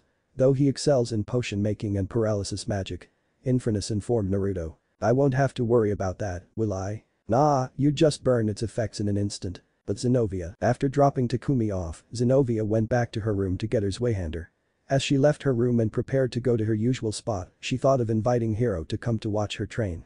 With a smile, she turned the other way and started running to his room. Hiro's room with Naruto. After dropping Takumi off and actually spending 10 minutes rinsing his mouth with mouthwash, Naruto went back to his room and started looking over the interior map of the Basilica of St. Clement provided by Sakvara 3 minutes ago in order to plan his kill. It's best to strike an hour before it begins. Killing him will only take 2 minutes, maybe 5 if he puts up a fight, and 7 if he has people working for him or has the ability to summon, which I doubt. Naruto nodded in approval. Before I forget, Naruto, there is something very important that you need to know. By the serious tone in Infernus's voice, Naruto could tell that it was important. What is it? Well, you have access to my powers, it's not all of it. What do you mean? When I am given full control of your body, I am allowed access to all my powers, and I have no limits. However, for you, it's only about 10%. Hearing this surprised Naruto. Are you serious? Yes, but don't worry, 10% is still powerful. Now, due to the 10% you control, your flames are not as strong as mine, and you're unable to use the same kind of fire that I use. You mean the one that doesn't get extinguished by water and everything else that's supposed to put out fire, correct? For stamina, you currently have a normal human amount, which is not much, due to only getting 3 days of training. Had we been given more time to train, you would have been able to keep fighting for 5 days straight, maybe more. Your combat skills are shit. You only have the basic level of fighting and basic level fire magic, and you don't have any melee weapons training. As for defense, well, I'm usually invulnerable to holy weapons, you, on the other hand, won't be with the amount of power you have. Naruto paled when he heard the last part. Look on the bright side, you can turn your whole body into fire to avoid getting hit, though only for a limited time, and you can still heal, albeit at a slow rate, without the sun's rays constantly giving you energy, and you might be able to build a high tolerance to pain. The last part Infernus said didn't really help Naruto at all. Hey, don't think about it too hard. Even with just 10%, you're pretty much ready for this. Your greatest weapon you have right now would be that sawn-off shotgun, your stubbornness and anger, and your creativity. And if you get pissed enough, you can use those ethanol flames, which is basically blue flames. Hell, if you hit a certain level of anger, I'll be able to take over and go apeshit on these exorcist fucks. Just as long as you don't use my body to have sex with girls. Infernus eyed before calling Naruto a virgin. How do I gain full access to your powers without having you taking over my body? Naruto asked. By training your body and having it naturally adjust to my powers as you get stronger. By just working out and training. It's that simple. Simple as that. Also by fucking. No. I'm not going to fuck. Fuck who? Naruto froze in place. Turning around, he saw Zenobia at the door, staring at him with a wide-eyed look on her face. "Oh Zenobia, what brings you here?" he asked her. "I was about to open the door to check on how you were doing and I heard you say you weren't going to fuck someone. I was just talking to myself, I tend to do that when I have a lot of things going on in my head." "Who were you going to say?" she asked, curious. "Better reply Naruto," said Infernus. Naruto was put in a weird position. Here was Zenobia asking who he wasn't going to fuck. He couldn't say Mocha's name since he didn't want the girl to know about his crush and he couldn't say Akame's or Chelsea's name because of obvious reasons.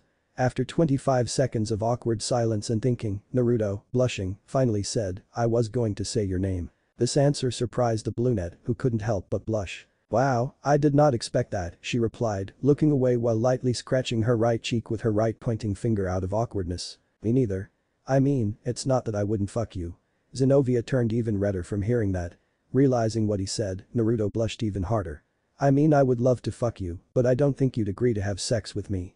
Zenobia turned even redder until steam came out of her head. "I mean, I can't masturbate due to my religion, so I am left with a large erection caused by how hot you are and by the way that skin-tight outfit reveals how big you are." Naruto had no idea what he was saying. Whatever came out of his mouth was obviously making it awkward between the two. He was basically letting his dick do the talking. "Smooth Naruto smooth," said Infernus, smirking at his host's situation. "Hero, I think you need to go to a confessional." Zenobia replied. "I don't know where one is. Can you take me there?" asked a madly blushing Naruto. Zenobia was the only person around. There was nobody else he could ask. The girl couldn't look Naruto in the eye, so she just took his hand in hers and guided him to a confessional. Though that would be a mistake on her part as the hand contact made both Zenobia and Naruto's hearts beat faster. It also didn't help that he was walking behind her because now he had a nice view of her ass. "Check out that ass. Good luck with confessing Naruto, make it a good one." "Fuck off Infernus." One confessional later. Naruto and Zenobia walked together along a long hallway, both unable to look at the other in the eye. Zenobia had heard Naruto's confessional and she had no words to say. The confessional included fantasies like Naruto bending her over her bed, ripping the bottom portion of her suit off and doing her from behind, him forcefully having the brunette perform oral sex on him, and finally, him sucking her while she gave him a handjob. There was more, but she was too embarrassed to even think about it. That was one large confession. "I'm glad you got that out of your system. Do you think you can keep what I said a secret?" Naruto asked her. "I don't want anyone other than you to know about it." "Of course hero." "Yes. Confessional aside, can I ask you something?" "Yes sure, what is it?" "There was a girl who came up to me earlier and asked me for love advice. She likes this guy whom she met a few days ago and she really likes him, but they just became friends during their interactions together. She asked if she could just go with how she truly feels and confess to him or let things be the way they are." I couldn't really answer her since I don't know what it's like to be in love. In truth, this was all a lie. She was actually asking Naruto about herself, Zenobia. "What do you think I should tell her, hero?" Hearing this from her, Naruto thought about his friendship with Mocha and the many confessions he failed with her. "If I was in her shoes, or rather, if I was a girl, I'd tell him how I feel before it's too late," he replied. "I would tell her to go for it. If she doesn't tell him, she might regret it if she takes too long. I know what it's like to love someone and not tell the girl I liked how I felt. Whoever this girl is, it's not too late. She has a chance." Really said Zenobia. "This girl you like, did you tell her?" "Sadly no, and even if I wanted to it's too late for me to do it. Once I find a girl I like again I won't hesitate to tell her how I feel. So I have a chance." This brought a gentle smile on her face as she looked at him and thanked him for the advice. As he looked at Zenobia, Naruto couldn't help but admire her beauty as the wind gently blew her hair to the right and the sun lightly shined on her. "I'll be sure to tell her later." 1 hour later. Enjoying the breeze, Naruto watched Zenobia train with her sword as he began to slurp down a nice cup of beef ramen. "Wow, she's really swinging that sword." Naruto had to agree with Infernus. When Zenobia asked if he wanted to watch her train, he immediately said yes, all in order to kill time before his assassination mission. While Zenobia brought her somewhat dull swayhander. Naruto, on the other hand, brought 4 cup ramens, a battery-powered water heater, 6 water bottles, and a pair of chopsticks. Right now, he had just finished ramen number 3. "Reminds me of a time I fought an ogre 30x my size in the underworld," Infernus commented. "What happened to the ogre?" "I decapitated him with his own sword while bisecting 3 volcanoes." Hearing that, Naruto, flabbergasted, asked Infernus what sort of life he lived. Infernus's only reply was, "A fucking good one." Zenobia stops her training and goes over to Naruto, wiping her sweaty face with a towel. Naruto notices some of her sweat going down her neck and in between her, giving him a nosebleed. He quickly wipes it away before she could notice. You should take off that suit to cool down. Black tends to attract more sunlight and wearing that transmits that heat to the skin, making you hotter. Naruto blushed after saying the last part. You set yourself up for that one, Naruto, Inferno said before ending with a light snicker. In his mind, Naruto told him to fuck off as usual. I can't take it off since I'm not mumbles something. Not what? I'm not wearing anything underneath. Hearing that from Zenobia, Naruto's whole face turns bright red while, unaware to the brunette, getting a boner. Why would she not wear anything underneath that suit? And why did the church make them so form-fitting? I did not expect that kind of answer. Infernus comments. I didn't expect it to be this hot out today. Would it be okay if I borrowed one of your water bottles? Zenobia politely asked the disguised blonde. Sure, Naruto replied, handing her one immediately. He had expected her to drink the cool water. But instead of drinking it, to his utter horror, Zenobia instead pours it over her body, turning him on even more. Just watching her do it made him fantasize about her without her clothes on, pouring the water over her body in slow motion. Even Infernus was turned on by Naruto's fantasy. Fucking hell, she's just asking for it, Naruto. Fuck religion. Fuck her right here, right now. Oh, that felt nice. Zenobia noticed that Naruto's face was red and asks him why it was like that. Oh, I guess the heat from the sun and the warm ramen I ate has taken its effect on me. Will you be okay? Naruto only nods yes to respond to her question. Going forward 4 minutes later, he and Zenobia were sitting together on the bench as the latter finished off the last cup of ramen Naruto had brought. Having finished the noodles, the brunette happily drank the soup before setting the empty cup down along with the chopsticks. That hit the spot, she said to herself before yawning. Tired? Yeah, Zenobia replied as she leaned against Naruto and closed her eyes. Zenobia, what are you? I'm too tired to go to my room. Zenobia answered in a tired tone. You're my friend, and friends tend to lean on each other too. She had fallen asleep. Naruto couldn't move, as doing so would disturb the girl's sleep. Looking at her, Naruto was freely able to admire the girl's peaceful and beautiful face. He never would have thought he'd ever love anyone other than Mocha. But Zenobia proved him wrong, all within 3 days. As he observed her, Naruto couldn't help but focus on her lips. Unaware that he was giving in to his devilish instincts, Naruto attempted to kiss the sleeping girl. Inches away from feeling her lips against his own, he stops, the disguised blonde realizing that he couldn't form a romance with Zenobia and that loving her would only make it hard for him to fulfill his duty. Kissing her would only make it worse. After all, they were on opposite sides. Instead of kissing her lips, he instead kissed her forehead. Hurts, huh? It's never easy loving someone from the opposite side. Why can't both sides just get along like this, Infernus? It's a complicated question with multiple to no answers, Infernus replied. I was expecting an answer with swearing or sexual comments, Naruto added. No, at least not for now, Infernus replied. We have a few hours to go before we need to finish the job. Let's just hope that you're prepared for when you have to fight her. Till then, I'm staying silent. Naruto smiled as he looked at Zenobia and caressed her hair. 90 minutes later, but Zenobia, going forward 90 minutes later, the brunette wakes up and noticed that she was back in her room. Observing her surroundings, Zenobia sees a letter on her desk and gets up to read it. Sleep well, was what the letter said. Zenobia could only smile as she sets it down.